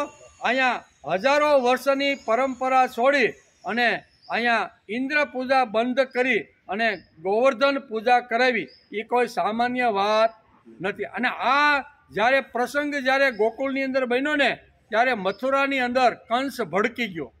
હું આપણે મહાભારત જો વાંચી તો ખબર પડે, ભાગવત વાંચી તો આપણે ખબર પડે. ભાગવતની અંદર બહુ સ્પષ્ટ રીતે વેદવ્યાસે લખ્યું છે બરાબર કે જે રીતે અહીંયા કૃષ્ણએ એક 11 વર્ષને 52 દિવસનો છોકરો હજારો વર્ષની પરંપરા છોડાવી અને નવી પરંપરા આખી જે ઊભી કરે છે એ કોઈ સામાન્ય વ્યક્તિ હોઈ શકે નહીં. એટલે એને મારવો તો પડી છે જેમ કે બરાબર. એટલે કહેવાનો અર્થ કે આવો જ્યારે પ્રયોગ કૃષ્ણ ભગવાને જ્યારે ગોકુળની અંદર કર્યો ને ત્યારે કંસના હાડા ગગડી ગયા. એ 14 વર્ષનો છોકરો અને આ બધા બુઢા વર્ષોથી જે કરતા હતા એની વાત સ્વીકારીને એણે આ પરંપરા બંધ કરી અને અહીંયા શું કહેવાય ગોવર્ધન પૂજા શરૂ કરી. પણ ગોવર્ધન પૂજા શરૂ કરવા માટે ભગવાનને કેટલી મહેનત, કેટલો પરસેવો, કેટલી વાર લોકોને સમજાવવું પડ્યું છે ત્યારે થાય. એકદમ આવી વાતો થતી નથી. કૃષ્ણે કેટલી ધીરજ રાખી હશે. આપણે બોલીએ કે ઇન્દ્ર પૂજા બંધ કરાવી અને ગોવર્ધન પૂજા શરૂ કરાવી, પણ પરંપરા બંધ કરાવી એ કાંઈ હેલી વાત? હજારો વર્ષથી આપણે જે ઢાંચાની અંદર પડ્યા હોય, આપણી ભક્તિ છે, અધ્યાત્મ છે, પૂજાની જે સામગ્રી છે એમાં વર્ષોથી આપણે કરતા હોય અને આપણે એમ કહીએ કે પત્રમ પુષ્પમ ફલન તોયમ યો મે ભક્ત્યા પ્રયસતી. આવું શાસ્ત્રમાં ગીતામાં લખ્યું છે કે તમે જ્યારે પૂજા કરવા માટે બેસો ને ત્યારે તમારે આ 4 વસ્તુ લઈને તમારે એની પાસે બેસવાનું છે. શું? પત્રમ પુષ્પમ ફલન તોયમ યો મે ભક્ત્યા પ્રયસતી. આમ કરીને ભગવાને અહીંયા 9મા અધ્યાયની અંદર બહુ સરસ રીતે પૂજા પદ્ધતિ સમજાવવાનો પ્રયત્ન કર્યો છે. હવે એ વાત લઈને આજે કોઈ સમાજમાં આપણે જઈએ તો કે તને શું ખબર પડે, અમે તો આ કરતા આવ્યા છે ને હજી આ જ કરવાના સહી. પુષ્પ કયું લે? કોઈના બગીચાનું હોય, મફતી હોય, રોડ ઉપર હાયલો જતો હોય અને ડિવાઈડરની અંદર કોઈ લોકોએ મહેનત કરીને ફૂલ છોડ સરસ ઉગાડ્યા હોય ને એ આપણે લાકડી ઊંચી કરીએ, એવી લાકડી આંકડવાળી ઊંચી કરીએ, એને તોડીએ અને એને લઈને પછી ભગવાન શિવજીના મંદિરે જાય. ભગવાન કે એ મફતિયો આવ્યો, જેણે પાણી પાયું નથી, વાવ્યું નથી, ઉછેર્યું નથી, કલર પૂર્યો નથી, સુગંધ પૂરી નથી, અને આ જેણે જેણે આ બધું કર્યું છે એ આ મફતિયો આ લઈને આજે ભગવાન પણ એને મફતિયો કહે છે. તેથી ભગવાને પૂજા પદ્ધતિ સમજાવી કે પત્રમ પુષ્પમ ફલન તોય. પત્ર એટલે કયો પત્ર? ખાલી પાંદડું નહીં, તુલસીનું કે બીલી પત્રની વાત ભગવાન ગીતામાં કહેતા નથી. એને પત્ર એટલે ભગવાનના શું કહેવાય મંદિરમાં જઈને કહેવું જોઈએ કે ભગવાન હું સુખી છું, મારી ચિંતા કરતો નહીં, તારું તું ધ્યાન રાખ્યા. 3 વાતો મંદિરમાં જનાર દરેક જે સાધક છે ને એ સાધકે 2 હાથ જોડીને ભગવાનને કહેવાનું કે ભગવાન શું કહેવાનું કે ભગવાન તારું ધ્યાન રાખજે, મારી ચિંતા કરતો નહીં. આ શ્રાવણ મહિનો હાલે છે ને એટલે પાણીના લોટા ને લોટા તારી ઉપર આવી રીતના પડશે એટલે તને ન્યુમોનિયા ન થઈ જાય ને એ તારે ધ્યાન રાખવાનું છે, બરોબર? એટલે કહેવાનો અર્થ કે કઈ પૂજા શાસ્ત્રકારોએ કીધી અને આપણે કઈ કરવા લાગ્યા. આ ભગવાનને એક પત્ર લખવાનો, મંદિરમાં જઈને ભગવાનને પત્ર, ભગવાન હું સુખી છું. પણ આજે મંદિરમાં જઈને આપણે શું કહીએ? ભગવાન દુઃખી થઈ ગયો, કેટલા વર્ષોથી આવી ઘણી બધી માગણીઓ લઈને આપણે ઘણીવાર હાથમાં લખ્યું ન હોય તો કાંઈ નહીં, પણ મનમાં લઈને આ બધી માગણી જાય, પત્રમાં લઈને જાય કે નહીં કે ભગવાન આટલી વસ્તુની અગવડ પડે છે તો તારી કૃપા થાય તો આ મને મળે. એટલે માગણી લઈને જનાર છે એ ખરી પૂજા નથી. ખરી પૂજા છે કહેવાનો અર્થ કે ભગવાન કૃષ્ણે કેટલી મહેનત કરી છે, કેટલી ધીરજ રાખી છે. ત્યારે વર્ષોની પરંપરા જે ઇન્દ્ર પૂજાની ચાલતી હતી એ બંધ કરાવી અને ગોવર્ધન પૂજા શરૂ કરાવી. આત્યંતિક પ્રેમ હોય તો જ આ શક્ય છે. પ્રેમ હોય તો જ લોકો માને, નહીતર માને નહીં. આત્યંતિક પ્રેમ હોય તો આ વાત શક્ય છે. આવા ઉદાહરણો બહુ આપણે ઓછા જોવા મળે છે. મોટો માણસ ગમે તેટલું કહે પણ જડતા છોડવા ઘણીવાર માણસ તૈયાર. મોટો માણસ ઘણીવાર કહેતો હોય પણ આપણી જડતા અને આપણી જે પરંપરા, ખોટી પરંપરા જે ઘૂસી ગઈ છે ને એ આપણે કાઢવા પ્રયત્ન કરતા નથી. તેથી ઘણીવાર શંકા થાય અથવા આવી રીતનું વિસંવતતા થાય ને ત્યારે ભગવાનને પ્રશ્ન પૂછી લેવો જોઈએ. અર્જુને તે માટે પ્રશ્ન પૂછ્યો અને અહીંથી શરૂઆત કરીએ. પાણી થઈ ગયું 4 અને 5 2 શ્લોક આજે આપણે પારાયણ કર્યું. એમાં પરંપરાની વાત અહીંયા આખી સમજાવવાનો પ્રયત્ન આ 3 શ્લોકની અંદર ભગવાને અર્જુનને કર્યો. એમાં અર્જુનના મનની અંદર એક પ્રશ્ન ઊભો થયો અને એ પ્રશ્નની શરૂઆતથી આપણે એનો વિચાર કરીએ છીએ. કૃષ્ણ ભગવાને કેટલી ધીરજ રાખી હશે? આપણે બોલીએ કે ઇન્દ્ર પૂજા બંધ કરાવી અને ગોવર્ધન પૂજા શરૂ કરાવી, પણ પરંપરા બંધ કરાવી એ કેટલી અઘરી વાત છે. કોઈ છોડવા તૈયાર ન થાય, હાયા કરે બરાબર, પણ છોડવા તૈયાર થાય નહીં. આત્યંતિક પ્રેમ હોય તો જ આ શક્ય છે. આવા ઉદાહરણો બહુ ઓછા મળે છે. મોટો માણસ ગમે તેટલું કહે પણ જડતા છોડવા માણસ તૈયાર નથી. સારા લોકોનું કામ અઘરું એટલા માટે છે કે પકડેલું પૂછડું માણસ છોડવા તૈયાર નથી. સારા માણસો સમાજમાં નથી એવું નથી, એમ ઘણા સારા માણસો છે, ઘણા બધા સારા સંપ્રદાયો, ઘણી બધી સારી વાતો છે, પણ સારી વાતો કહેવા છતાં ઘણા લોકો સમાજના અમુક વાતો છોડવા માટે તૈયાર નથી. અને કેટલાક એવા છે કે બધું જ છોડીને બેઠા છે. 2 ટાઈપના વર્ગ. કેટલાક છોડવા માટે તૈયાર નથી અને કેટલાક બધું છોડીને, બુદ્ધિમાન અથવા ભણેલો ગણેલો વર્ગ છે ને એ બધું આપણું જે પદ્ધતિ છે ને એ બધું છોડીને બેસી ગયો છે. એટલે કે ઘણા છોડીને બેઠા છે. એક મૂર્ખ છે અને બીજો દોઢ ડાયો છે. કેવો? આવા સમાજની અંદર ઘણા દ્રશ્યો આપણે જોવા મળે છે. અર્જુને બધું જ સ્વાતંત્ર્ય આપ્યું છે. તે પહેલાં ભગવાને કહ્યું કે મારી વાત નહીં સાંભળે તો તારો નાશ નિશ્ચિત છે. આ શાપ નથી પણ એનું પરિણામ છે.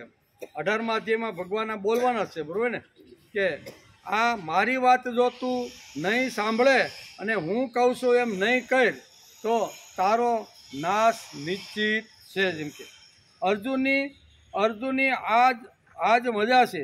જ્યાં શંકા આવી છે ત્યાં તેમણે ફટનાનો ભગવાનને પ્રશ્ન પૂછી નાખ્યો છે. ગધાનું પૂંછડું પકડ્યું તે પકડ્યું આવો અર્જુન નથી એમ. અહીંયા તેને એક શંકા ઊભી થઈ છે. એટલે ભગવાન ગમે તેટલા મોટા ગમે તેટલા સારા હોય, બરાબર ને, એને ભલે મને કીધું કે તું ભક્ત છો, પણ મારી શંકા એની સામે મારે મૂકવી જોઈએ. તેથી આ શું કહેવાય, ચોથા અધ્યાયના ચોથા શ્લોકની અંદર ભગવાનની સામે અર્જુને પોતાની શંકા રજૂ કરી છે. સૂર્યને યોગ તમે કીધો, આમ પૂછ્યું કે સૂર્યને તમે કીધો, કંઈ તમે ભાંગ તો વધારે નથી પી ગયા ને? શું કહે છે? આ તમે કે સૂર્યને કીધો એમ કે તો ભાંગ વધારે પી ગયા નથી ને? એટલે કે આ ભાંગ તો વધારે પી નથી ગયા ને? કયા સૂર્ય અને ક્યાં તમે? કારણ કે હવે મિત્ર ને સખા થાય એટલે ઘણીવાર આવી રીતનું ઘણીવાર પૂછી પણ નાખે. અને ક્યાં શું કહેવાય, સૂર્ય અને ક્યાં તમે એમ કે. અપરમ ભવતો જન્મ, તમારો જન્મ તો હમણાંનો થયો. સૂર્ય તો પરમ એટલે કરોડો વર્ષથી આકાશમાં ઊભો છે. તમે આ કર્મયજ્ઞ સૂર્યને કહ્યો હોય તેમ હું કેવી રીતે માની લઉં? હું કાંઈ એવો મૂર્ખ નથી કે તમે જેટલું કહો એટલું હું માની લઉં. મારા મનમાં આ શંકા ઊભી થાય છે, અને શંકા ઊભી થાય એટલે જે એનો જવાબ આપી શકે એને એની પોતાની શંકા કહેવી જોઈએ. કંઈક માણસ અક્કલ ચલાવે કે નહીં? સૂર્યને મેં કીધું તું તો ભગવાન શું ગપ્પા મારે છે? ભગવાને આગળ તો કીધું કે આ યોગ જે કર્મયોગ છે ને એ મેં સૂર્યને કીધો, અને સૂર્યએ મનુને કીધો, અને મનુએ ઈશ્વાકુ. તો શું ભગવાને ગપ્પું માર્યું? ભગવાને ગપ્પું માર્યું નથી. એક વાત આ છે. અને અર્જુનના મનમાં થાય છે કે અહીંયા ભગવાન વધારે ભાંગ પી ગયા લાગે છે. કારણ કે અહીં શંકર ભગવાનના એક આવે ને શિવરાત્રિના દિવસે ઘણીવાર ભાંગ બનાવે, બરાબર, પૂજારી. અને પછી જો વધારે થઈ જાય તો શું થાય? ન બોલવાનું કાં અહીંયા પડ્યો રહે ને કાં તો ન બોલવાનું બોલે. એટલે ભગવાનને અર્જુન કહે છે કે ભગવાન તમે વધારે ભાંગ તો નથી પીધી ને? ત્યારે પણ આપણને એક થાય કે ભગવાન જેવા ભગવાન જેણે ઉત્પત્તિ, સ્થિતિ અને લય આ ત્રણ વાતો જેણે સમાજની અંદર જેણે ઊભી કરી છે એ કાંઈ ખોટું તો બોલે નહીં. એમ કે મેં આ યોગ સૂર્યને કીધું એટલે કે ખોટું તો કદાચ બોલે નહીં. પણ એ શા માટે આવું ભગવાન બોલ્યા? એ ભગવાનના મોઢામાંથી બોલાવવા માટે અર્જુને આ પ્રશ્ન પૂછી નાખ્યો છે.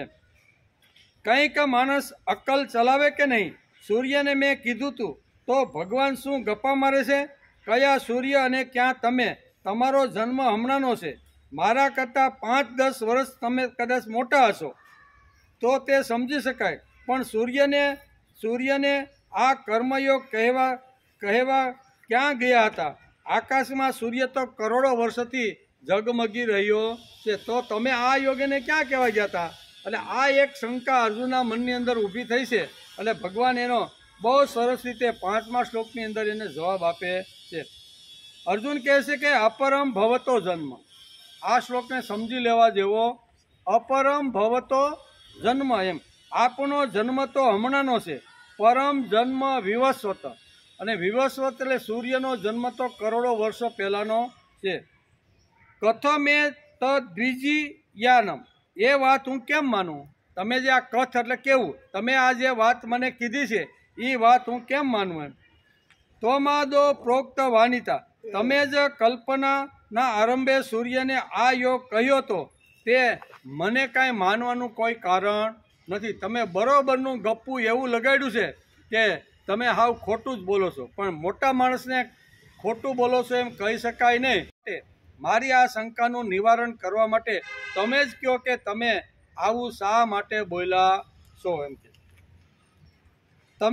તમે કીધે રાખો ને મારે માની લેવાનું સ્વાભાવિક છે. કોઈને પણ થાય કે મારા દાદાને મેં પરણાવ્યા હતા તેમ કોઈ પૌત્ર કે તો માની લેવાનું? એ તો હસવા જેવું જ લાગે. હસવા જેવું જ લાગે ને. સૂર્યને તમે કર્મયોગ કહ્યો જે કરોડો વર્ષોથી આકાશમાં ઊભો છે. આ શ્લોકમાં અર્જુનનો તર્ક, દલીલ, શંકા છે એ સાચી જ છે. અર્જુનની જે શંકા છે ને એ સાચી છે. એણે બરોબર દલીલ કરીને તર્ક ચલાવીને ભગવાનને કીધું કે ભગવાન આમ કેમ? એનો જવાબ તમે મને આપો. એમ કે સૂર્યને તમે કર્મયોગ કહ્યો છે, કરોડો વર્ષથી આકાશમાં ઊભો છે. આ શ્લોકમાં અર્જુનની જે તર્ક અને દલીલ અને શંકા છે તે સાચી છે. તર્ક કરો પણ કુતર્ક ન કરો. શંકરાચાર્ય પણ આ જ વાત કરી. તર્ક કરવાની છૂટ છે, પણ વિવાદ અથવા આવી રીતનો કુતર્ક કરવાની કોઈ માણસને છૂટ નથી. કુતર્ક કરે તો એનો કોઈ આરો આવે નહીં. એટલે એ શું કહેવાય, આપણે ગમે તેટલા પાણીની અંદર વલોણું લઈ અને ગમે એટલી આપણે ફેરવીએ, બરાબર, તો પણ એમાંથી માખણ નીકળે. એટલે કુતર્કમાં આવું થાય. તર્ક હોય, શંકા હોય, જાણવાની જિજ્ઞાસા હોય, જ્ઞાન પ્રાપ્ત કરવાનું હોય અને સમસ્યાનું સોલ્યુશન જો લેવાનું હોય તો તમારો તર્ક બરોબર છે. પણ સામેવાળાને ઉતારી પાડવા માટે હું એના કરતાં વધારે જ્ઞાની છો, આ બધાને ખબર પડતી નથી ને મને ખબર પડે છે, એટલે ફટનારાનો પ્રશ્ન પૂછે તો એને જવાબ દેવાની આપણી કોઈ જવાબદારી નથી. તર્ક હોય તો બરોબર છે, પણ કુતર્ક કરે તો એને વ્યાસ જેવા વ્યાસ અને મનુ મહારાજ જેવા મનુ મહારાજે કહી દીધું કે આવા લોકોને તમારે જવાબ આપવાનો કોઈ આવો તમારી પાસે અધિકાર નથી, તમારે આપવો જ નહીં. એમ બહુ થાય. તર્ક કરો, કુતર્ક ન કરો, સંવાદ કરો, વિવાદ ન કરો. તેથી આપણું નીતિશાસ્ત્ર કીધું છે કે વિવાદે વિષાદે પ્રમાદે પ્રવાસે. શંકરાચાર્ય પણ આજ બોલ્યા છે, બરાબર ને? તો કહેવાનો અર્થ કે આવી રીતનો વિવાદ કરવાની છૂટ નથી, પણ વાદ કરવાની છૂટ છે. ન સમજાતું હોય તો તર્ક શંકાથી તમે કંઈ પૂછી શકો છો. તેથી આ વિદ્યા વિવાદાય ધનમ મદાય શક્તિ પરેશામ પરપીડનાય ખલસ્ય સાધો વિપરીત મેતદ જ્ઞાનાય દાનાય ચ રક્ષણાય. આમ આપણું નીતિશાસ્ત્રએ બહુ સરસ રીતે આ વાતો પણ આપણને સમજાવી છે કે વિદ્યા વિવાદ માટે નથી, વિવાદ માટે નથી. તમે વાદ કરી અને એ વિદ્યા સમજીને જીવનમાં કાંઈક બદલ લેવા માગતા હોય તો એના માટે વિદ્યા છે. વિદ્યા વાદ વિવાદ માટે નથી. અને વાદ વિવાદનો કોઈ દી અંત આવતો, કુતર્કનો કોઈ દી અંત આવે નહીં. પણ તર્ક હોય અને તર્કની હાથે ચર્ચા કરવા બેઠા હોય તો એ એકવાર માણસને સમજાઈ જાય કે વાત બરોબર છે. એમ ભગવાનની સામે અહીંયા અર્જુને તર્ક ઊભો કર્યો છે, શંકા એક ઊભી કરી છે કે ભગવાન આ શંકા મારા મનમાં છે અને તમારા સિવાય આ શંકાનું નિવારણ કોઈ કરી શકે એમ નથી.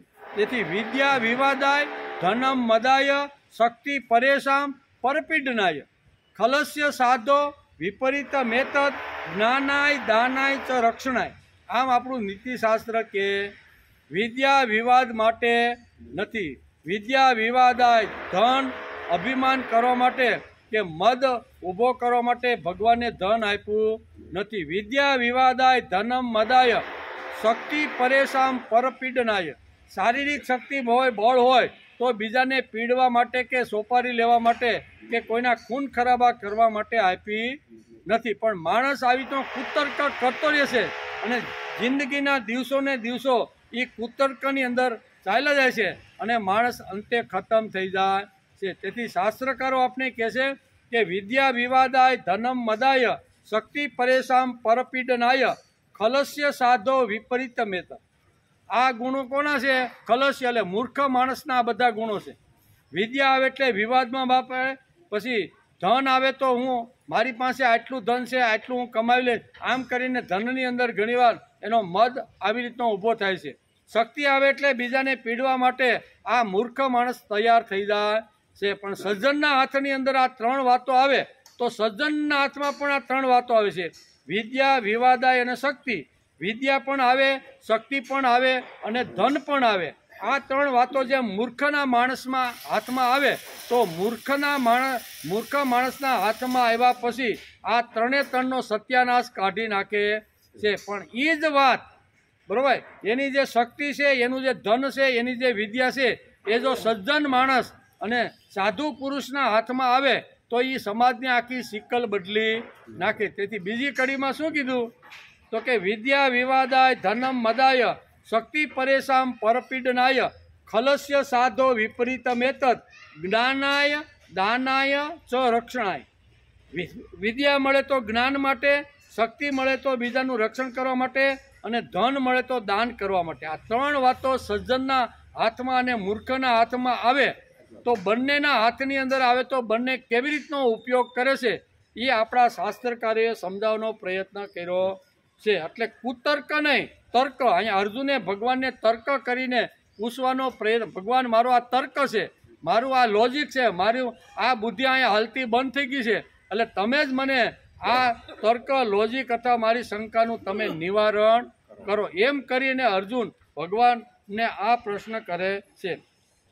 તેથી સમાજમાં જો જીવન વિકાસ કરવાનો હોય તો ક્યારેય કોઈ દી કુતર્ક કે વિવાદ કરવાનો નહીં, સંવાદ કરવાનો, તર્ક કરવાનો, બુદ્ધિ ચલાવવાની.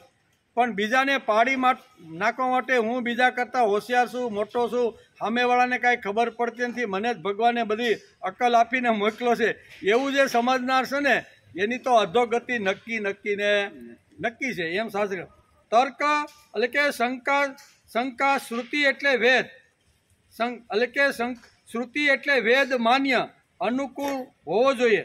તર્કમાં એટલે કે તર્કમાં વાયડાઈ આવે અને દોડડા પણ આવે નથી એમ કે.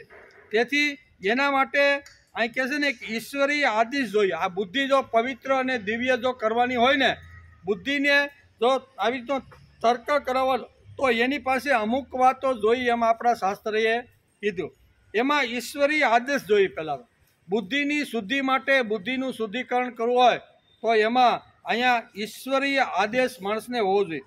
પછી બુદ્ધિ પ્રામાણ્ય જોઈએ, ઋષિની પ્રજ્ઞા જોઈએ, પોતાનો તર્ક શક્તિ માટે અનુભવ જોઈએ, તપસ્યા જોઈએ, ગુરુનું માર્ગદર્શન જોઈએ. આ બધું રસાયણ ભેગું થાય ને ત્યારે માણસની બુદ્ધિ તૈયાર થાય. અર્જુનની બુદ્ધિ એમને કાંઈ તૈયાર થાય નથી. આ બધી જ વાતો દ્રોણાચાર્યના તપોવનમાંથી ગુરુએ એને સારી રીતે પાથીએ તેલ નાખીને આ બધી જ વાતો એને સમજાવી છે. તેથી એની બુદ્ધિ એકદમ આવી રીતે સ્ટ્રોંગ થઈ છે. અને સ્ટ્રોંગ બુદ્ધિ કદાચ કોઈ ગમે તેવો સામેનો વ્યક્તિ કે તો એ પરબારું માની લે. શંકા ઊભી થાય એટલે સીધો પ્રશ્ન પૂછે. શા માટે? એને ઉતારી પાડવા નહીં કે પાડવા માટે નહીં, હું એના કરતાં હોશિયાર છું, મને એના કરતાં વધારે અક્કલ છે, એના માટે પ્રશ્ન નહીં, પણ જિજ્ઞાસા વૃત્તિથી અહીંયા અર્જુન ભગવાનને આ પ્રશ્ન પૂછે છે. તેથી ઘણીવાર આવી રીતનું થાય. દાદા પાંડુરંગ સાથી ઘણીવાર એક દ્રષ્ટાંત આપે આ શ્લોક સમજાવવા માટે. દાદા કે એક મોટી ઉંમરના શેઠ, બહુ ઘીનો મોટો ધમધમતો મુંબઈની અંદર બહુ મોટો વેપાર, પછી છોકરાઓ ધંધે સડી ગયા એટલે પેઢી ઉપર એને જવાનું બંધ કર્યું કે હવે છોકરાઓ સારી રીતે ધંધો કરે છે, ગોડાઉન આપણા ઘીના ડબ્બાના ભરેલા છે, એટલે છોકરા સારી રીતે કરે. પણ હવે મને ટાઈમ મળી ગયો છે ને એટલે મારે હવે ભણવા જવું છે. કે હું 60-70 વર્ષની ઉંમરે ભણી તો ગમે ત્યારે જવાય, ભણાય તો ગમે ત્યારે. શાસ્ત્ર આપણું કહે છે ને કે મરીએ ત્યાં સુધી ભણવાનું તો ચાલુ છે. આપણે નદીના કિનારે જઈ અને ખળખળ વહેતા ઝરણા હોય તો આપણે એ ભણવાનું છે. કેટલું સરસ એ આપણે ભણાવે છે ઝરણું. હું કે ખળખળ વહેતું માણસે રહેવું જોઈએ. પર્વત પાસે જઈ તો પર્વત પાસે ગયા પછી અહીંયા પ્રકૃતિમાંથી આપણે ભણવાનું છે. શું કે ગમે તેટલા વાવાઝોડા આવે, ગમે તેટલો ટાઢ અને તડકો પડે, પણ છતાંય આ અડગ રીતે આ પહાડ એમને ઊભો છે. માણસની અંદર અડગતા લાવવાની હોય તો શિક્ષણ તો આપણે ગમે ત્યાં જાવ ને, સૂર્ય પાસેથી મળે, ચંદ્ર પાસેથી મળે, માછલી પાસેથી મળે, સમુદ્ર પાસેથી મળે, વૃક્ષ વનસ્પતિમાંથી મળે. ભણવાનું કાંઈ મરીએ ત્યાં સુધી ખૂટતું નથી. શિક્ષણ જ જેને લેવાનું છે ને એ તો ગમે ત્યારે લે. તેથી આ 70-75 વર્ષના બાપાને લાગ્યું કે છોકરાએ સારી રીતે પેઢી સંભાળી લીધી છે, હવે મારે ભણવું છે, હવે હું નવરો થયો. એટલે કોઈને પૂછ્યું કે ભણવું હોય તો હવે કઈ યુનિવર્સિટીમાં ક્યાં ભણવું જોઈએ, કેવો વિષય લઈને ભણવું જોઈએ? ત્યારે ઘણા એના જે સારા સજ્જન મિત્રો હતા ને એને કીધું તમારે બાપા ભણવાનું હોય ને તો તમારી તર્ક કે બુદ્ધિ તમારી તેજ થાય ને, બુદ્ધિ એકદમ શુદ્ધ થાય ને એવું તર્ક તમારે ભણવું જોઈએ. એટલે તમારે માનસશાસ્ત્ર ભણવું જોઈએ. કેવું? માનસશાસ્ત્રનો ઊંડો અભ્યાસ તમારે કરવો જોઈએ. અને ફલાણી કોલેજની અંદર એ માનસશાસ્ત્રના ખૂબ જ મોટા આવા પ્રોફેસર તમે ત્યાં ભણવા માટે જાઓ. એટલે માનસશાસ્ત્ર એટલે બુદ્ધિને તીવ્ર બનાવનારી એક આ વિષય છે એવો કે બુદ્ધિ એનાથી તેજ થાય, બુદ્ધિ એનાથી જબરદસ્ત.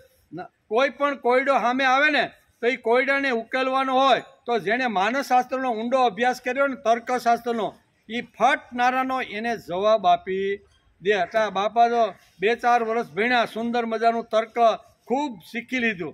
અને એક દિવસ એને થયું હાલની કેટલાય સમયથી હું ગોડાઉનમાં ગયો નથી. મેં મારો મુનિમને બધા તો રાખ્યા છે, બધું કામ બરોબર ચાલે છે, પણ જરીક જવા તો દે. એટલે હાથમાં લાકડી લઈ અને આ જ્યાં ગોડાઉન હતું ને એ ગોડાઉનમાં આવ્યા. ગોડાઉનમાં આવ્યા એટલે મુનિમે સલામ કરીને કે આવો શેઠ આવો, ઘણા વર્ષોથી તમે 2-3 વર્ષથી આવ્યા નથી, બહુ સરસ થયું એમ કરી અને હાથમાં લાકડી હતી. એટલે આ શેઠ તો ભણીને આવ્યા હતા, કેવું તર્કશાસ્ત્ર ભણીને આવ્યા હતા. એટલે ધીમે ધીમે એ કે જરીક જોઈ તો લો મારા ડબ્બાઓની અંદર કેવી રીતે હાલ, એમ એક ડબ્બાને એમ લાકડી મારતા ના ના બરોબર છે, બરોબર ડબ્બા બરોબર ઘીથી ભરેલા છે. એમ આવી રીતના 7-8-10 ડબ્બાને આવી રીતનું કર્યું. પણ એક ડબ્બાની અંદર નાખ્યું તો બોધો બોલ્યો. એમ બોધો બોલ્યો એટલે એને વિચાર આવ્યો કે આ બોધો બોલ્યો એનો અર્થ એમ કે અડધો આ ઘડો શું કહેવાય અડધો ડબ્બો ઘીનો ખાલી હોય એવું લાગે. ચાલે મુનિમને બોલાવે, એ મુનિમ આયા આવ. એટલે શેઠ પાસે તો મુનિમ કે બોલો મુનિમ. એ કે આ ડબ્બો ખોલતો એ કે, એટલે ઓલું ડબ્બો ખોલવાનું હતું, ડબ્બો એને ખોલ્યો તો અડધો ડબ્બો ઘીથી ભરેલો ને અડધો ખાલી દેખાણો. એટલે શેઠ તો ખીજાણા, કારણ કે તર્ક ભણીને આવ્યા હતા, હું તર્ક ખૂબ ભીણા હતા. એટલે મુનિમને ખખડાવ્યો. એ કે તમે અહીંયા આટલા માટે ચોરી કરવા માટે રેખા છો? આ દોની અડધું ઘી તો આમાંથી ઉપરથી તમે ચોરી કરીને તમે તમારી ઘેરે લઈ ગયા છો. આમ કહીને ન કહેવાની ઘણી બધી વાતો.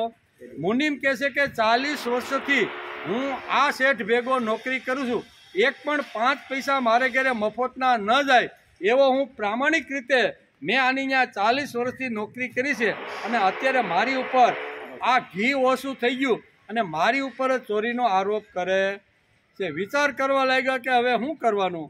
અને ડબ્બો ખાલી છે અડધો, એ પણ વાત નક્કી હતી. અને શેઠે લાકડી પછાડીને એ પણ સાબિત કર્યું કે અડધો ડબ્બો ઘીનો ખાલી છે. એટલે અહીંયા બીજું કોઈ તારા સિવાય કોઈ આવતું નથી, તારા સિવાય ચાવી અમે કોઈને આપતા નથી, તો તું જ આ ચોરી કરી ગયો. આવું શેઠ ઘણું બોલવા લાગ્યા. મુનિમ કે હું કોઈ દી ઘેરે લઈ ગયો નથી, મેં ચોરી કરી નથી, અને વાત પણ સત્ય છે કે અડધો ડબ્બો ખાલી છે. એમ વિચાર કરતાં કરતાં એને જોયું કે આ ડબ્બો જોવું તો ખરો, તો આ નીચે જરીક કાણું હતું. કેવું સેજ કાણું હતું ને, એમાંથી ઘી ધીમે ધીમે બહાર નીકળી ગયું. અને બહાર નીકળી ગયું એટલે મુનિમે શેઠને કીધું કે શેઠ જો હું કાંઈ આવી રીતનું ઘી ઘેરે લઈ ગયો નથી, પણ ડબ્બાની નીચે કાણું છે ને એમાંથી ધીમે ધીમે જરી અને આવી રીતનું અડધું થઈ ગયું. શીખે હું તર્કશાસ્ત્ર ભણીને આવ્યો છું. મુનિ ઉપર શેઠ ખીજાણા કે મેં લોજિક એવું ભણ્યો છે, તર્ક એવું ભણ્યું છે ને, તું મને હું ભણાવવા નીકળ્યો છે? હું તર્કશાસ્ત્ર ભણીને હમણાં જ યુનિવર્સિટીમાંથી આ ડિગ્રી લઈને આવ્યો છે. જો આવી રીતનું નીચે કાણું હોય તો ઉપરથી ઘી કોણ લઈ ગયું? એ કે હું તર્ક ભણ્યો છું કે ઉપરથી ઘી તું જ લઈ ગયો હોય કે આ નીચે કાણું છે એટલે ઉપરથી ઘી છે. એ કે પણ શેઠ એ નહીં, તે જ ઘી લીધું. એ કે પણ ઓલો હું તર્ક ભણીને આવ્યો હતો, હવે અક્કલ ક્યાં ગઈ એની? નીચે કાણું હોય તો ઉપર ખાલી થાય કે ન થાય? ખાય જ, એ તો નક્કી છે. પણ આ ભાઈ તર્કસ ભણીને આવ્યા હતા, એ કે કાણું તો ભાઈ નીચે છે, ડબ્બો તો ઉપરથી ખાલી થયો છે, એટલે તે જ ઉપરથી આ લીધું. ઘણી વાર તર્ક ભણ્યા પછી કુતર્ક થાય ને, એ થોડોક અઘરું છે. નકર તર્ક કરો પણ કુતર્ક કરો ને. અર્જુનનો તર્ક બરોબર છે કે ભગવાન આ મારા બુદ્ધિમાં મારા મનમાં આ વાત ઉતરતી નથી. બહુ તમે વાત કરી છે સાચી છે, અને તમે જે કીધું છે કદાચ ખોટું પણ નહીં, તમે ખોટા છો એમ પણ હું બોલી શકતો. તમે આ ખોટું બોલ્યા છો એવું મારાથી તો કેમ કહેવાય, પણ મારી બુદ્ધિમાં આ વાત ઉતરતી નથી એમ કે છે. તેથી શેઠ ઘીના વેપારી અને ઘણા પૈસા થઈ ગયા. મોટી ઉંમરે ભણવાનો શોખ જાગ્યો અને કોઈને કહ્યું કે તર્કશાસ્ત્ર ભણો અને તેથી બુદ્ધિ તમારી, તેથી ગોડાઉનમાં બુદ્ધિ ચલાવી. કે કાણું તો નીચે છે પણ ઉપરથી ઘી દૂધ ચોરી ગયો તો. પણ હવે એ તર્ક આવેલું ને એનું અહીંયા કુતર્ક થયું. નકર કાણું નીચે હોય તો ઘી ધીમે ઉપરથી નીચે જ આવે ને, એ થોડું કાંઈ ઉપર જાય, કાંઈ નીચેનું ઘી થોડું ખાલી થાય એમ. પણ એને તર્ક શું ચલાવ્યું કે કાણું તો નીચે છે એમ. તેથી ભણ્યો અને રિટાયર હતો. ગોડાઉનમાં ગયો, ત્યાં ઘીના ઘણા ડબ્બા પીડ્યા હતા. લાકડી ઠપકારતો એને આ એક દ્રશ્ય જોવામાં આવ્યું. એટલે તર્ક કરો પણ કુતર્ક કરો નહીં, એમ આપણા મનુ મહારાજે મનુસ્મૃતિમાં બહુ સ્પષ્ટ રીતે સમજાવવાનો પ્રયત્ન કર્યો છે. બીજી વાત કાણું ક્યાં છે તો કે નીચે, ઘી ક્યાંથી ગયું તે કે ઉપરથી, બરોબર. તો બનાવટ તું કામ કરે છે મારે એમ શેઠ ઓલા મુનિમ ઉપર ખીજાણ. કાણું નીચે છે, તું એમ કહેશો કે કાણું નીચે છે એટલે ઘી ગયું, તો ઘી નીચેનું જવું જોઈએ ને, આ તો ઘી ઉપરનું ગયું છે. એમ તું મારી સામે બનાવટ કર નહીં, એમ કે મારી સામે બનાવટ કર નહીં. નીચે ઘી ક્યાંથી ગયું, ઉપરથી બનાવટ કરે. હું લોજિક તર્કશાસ્ત્ર ભણીને આવ્યું છે, આનું ભેજું ચડી ગયું છે. કેવું? આ તર્કશાસ્ત્ર ભણ્યો, લોજિક ભણ્યો, પણ ભેજું કેવું છે? ચડી ગયેલું, કુતર્ક કરવા લાગે એમ કે. આને બકવાસ કહેવાય. અર્જુન શિષ્ય થઈને ગયો છે. હું અર્જુન શિષ્ય થઈને ગયો છે, દોઢ ડાયો થઈને ગયો નથી. દોઢ ડાયો થઈને અહીંયા ગુરુ પાસે કયો શિષ્ય જાય તો કે અર્જુન, દુર્યોધન જેવો. કેવો? અર્જુન જ્યારે મૂંઝાય ત્યારે ભગવાનનું શરણ લઈને શિષ્યતમ સાધી મામ તામ પ્રપન્ય, હું તમારો શિષ્ય બનીને તમારા શરણે આવ્યો છું, મારી સમસ્યાનો ઉકેલ તમે આપો. અહીંયા ગીતાની અંદર આ પણ વાત કીધી છે. ગીતાની અંદર અહીંયા પ્રથમ અધ્યાયના બીજા શ્લોકની અંદર પણ વેદવ્યાસે બરોબર અહીંયા દુર્યોધનનું ચરિત્ર ચિત્રણ કર્યું છે. જે ગુરુ પાસે મારે વિદ્યા લેવાની હોય, જેની પાસેથી મારે માર્ગદર્શન અને સલાહ લેવાની હોય, એની પાસે શિષ્ય બનીને જવાય. રાજા બનીને કે દોઢ ડાયો થઈને જાય તો એ વિદ્યા કે જ્ઞાન એની અંદર ઉતરતું નથી. તેથી અહીંયા ધર્મક્ષેત્રે કુરુક્ષેત્રે સમવેતા યુયુત્સવ મામકા પાંડવા ચેવ કિમ કુર્વત સંજય.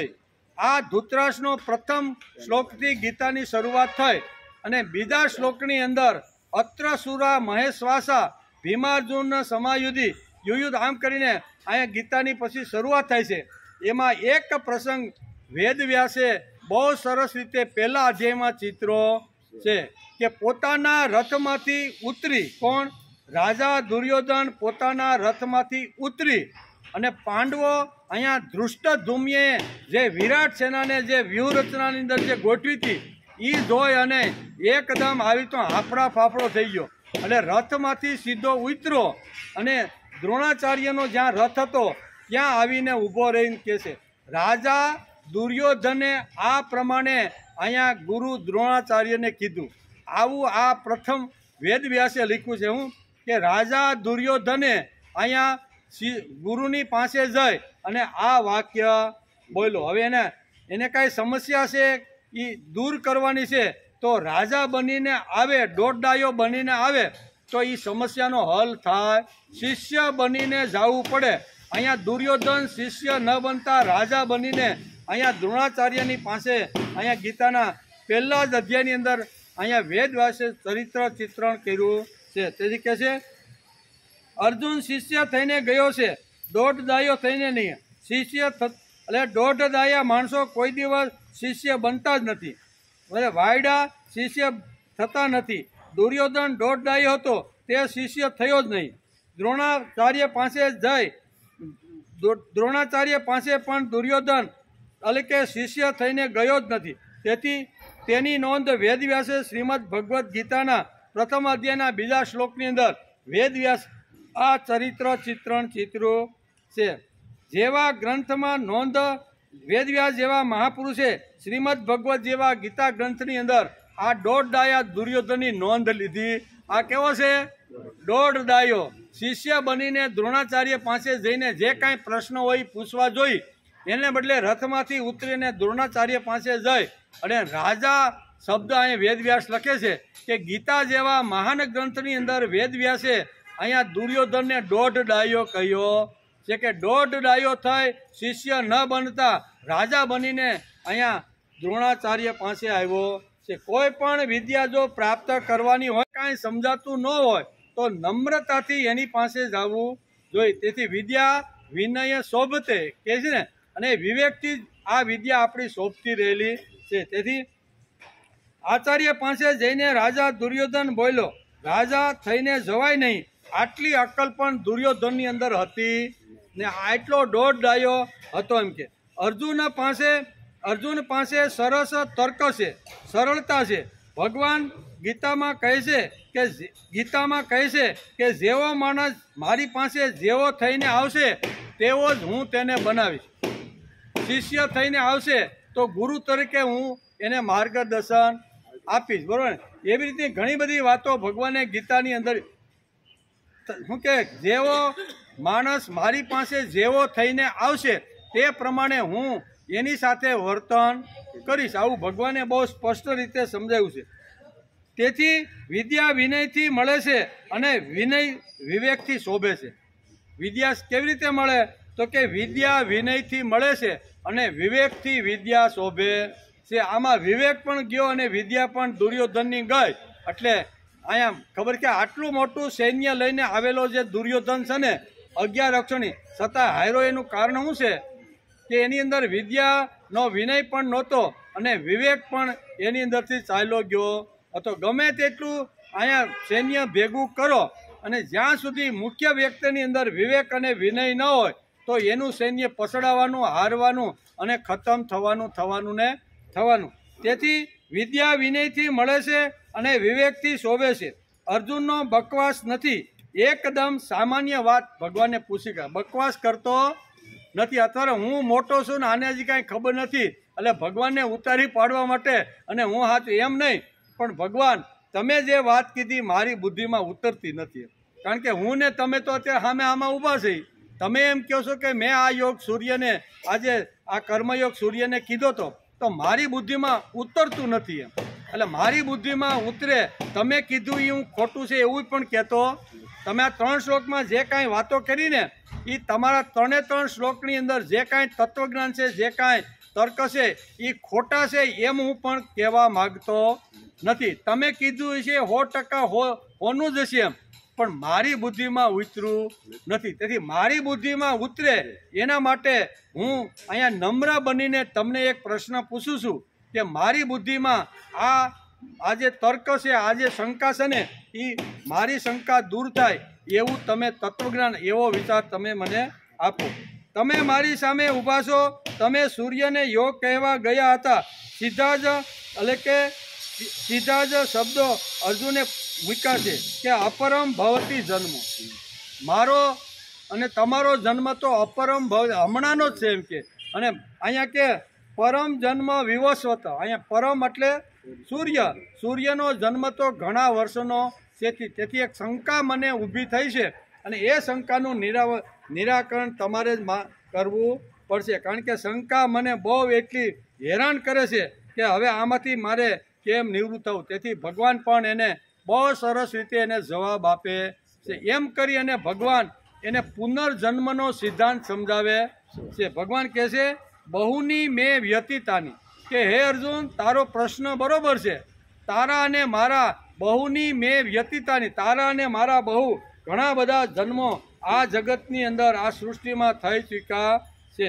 જન્માની તવ ચાર્જુન, હે અર્જુન તારા અને મારા ઘણા બધા જન્મો આ સૃષ્ટિ ઉપર થઈ ચૂક્યા છે. તાન્યહમ વેદ સર્વાણી ન તમ વેથ્ય પરંત, કે હે પરંતપ તું આ તારા આગળના જન્મનું તને જ્ઞાન નથી, તારી વિસ્મૃતિ થઈ ગઈ છે. પણ મને મારા જેટલા જન્મો આ ધરતી ઉપર હું લઈને આવ્યો એ બધાની સ્મૃતિ મને રહી ગઈ છે. એમ કરી અને ભગવાન અહીંયા બહુ સરસ રીતે અહીંયા શું કહે છે કે ભગવાન એને આ શ્લોકની અંદર પૂર્વ જન્મની અંદર પણ કેવી રીતની ઘટનાઓ ઘટે છે એ બધી વાતો, ભગવાનના અનેક પ્રકારના જન્મો થયા છે એ જન્મની પરંપરા ભગવાન અત્યારે અર્જુનને કહે છે કે હજારો વર્ષ પહેલાં તારાને મારા જન્મ થયા. આ સૂર્ય પહેલાં પણ હું હતો અને એ પહેલાં જ મેં આ જે યોગ છે ને એ પરમ અહીં કીધું ને કે વિવસ્વને કીધો. એમ કરીને ભગવાન અહીંયા અર્જુનની શંકાનું નિવારણ કરે છે. અને અહીંયા બહુ સરસ એક આ શ્લોકની શરૂઆત કરે છે અને એમાં આ તત્વજ્ઞાન સમજ. પણ આપણો ટાઈમ પૂરો થઈ ગયો. આવતીકાલે શનિ અને રવિ 2 દિવસની રજા. સોમવારે આપણે આવશું ને ત્યારે અહીંયા ભગવાનને અહીંયા બહુ તર્કથી સમજાવવાનો, કારણ કે સામે તર્કથી એને સમજાવવું પડે શું કહેવાય અર્જુનને. તેથી ભગવાન એને તર્ક ચલાવીની બુદ્ધિથી આ આખી પુનર્જન્મ કે માણસના પુનર્જન્મના જે સિદ્ધાંતો છે ને એ બધા સિદ્ધાંતો હળવી ભાષાની અંદર ભગવાન અર્જુનને સમજાવે છે. અને એ પૂર્વજન્મ ઘણા લોકો પુનર્જન્મમાં માનતા નથી કે અત્યારે ખાઈ લ્યો પી લ્યો આવતો જન્મ કોને થવાનો, આમ ઘણા લોકો બોલે છે, પણ ગીતા પુનર્જન્મમાં માને છે. તેથી અહીંયા પુનર્જન્મનો એક વિષય ભગવાન અહીં છોડે છે 5મા શ્લોકમાં. એનો વિચાર આપણે સોમવાર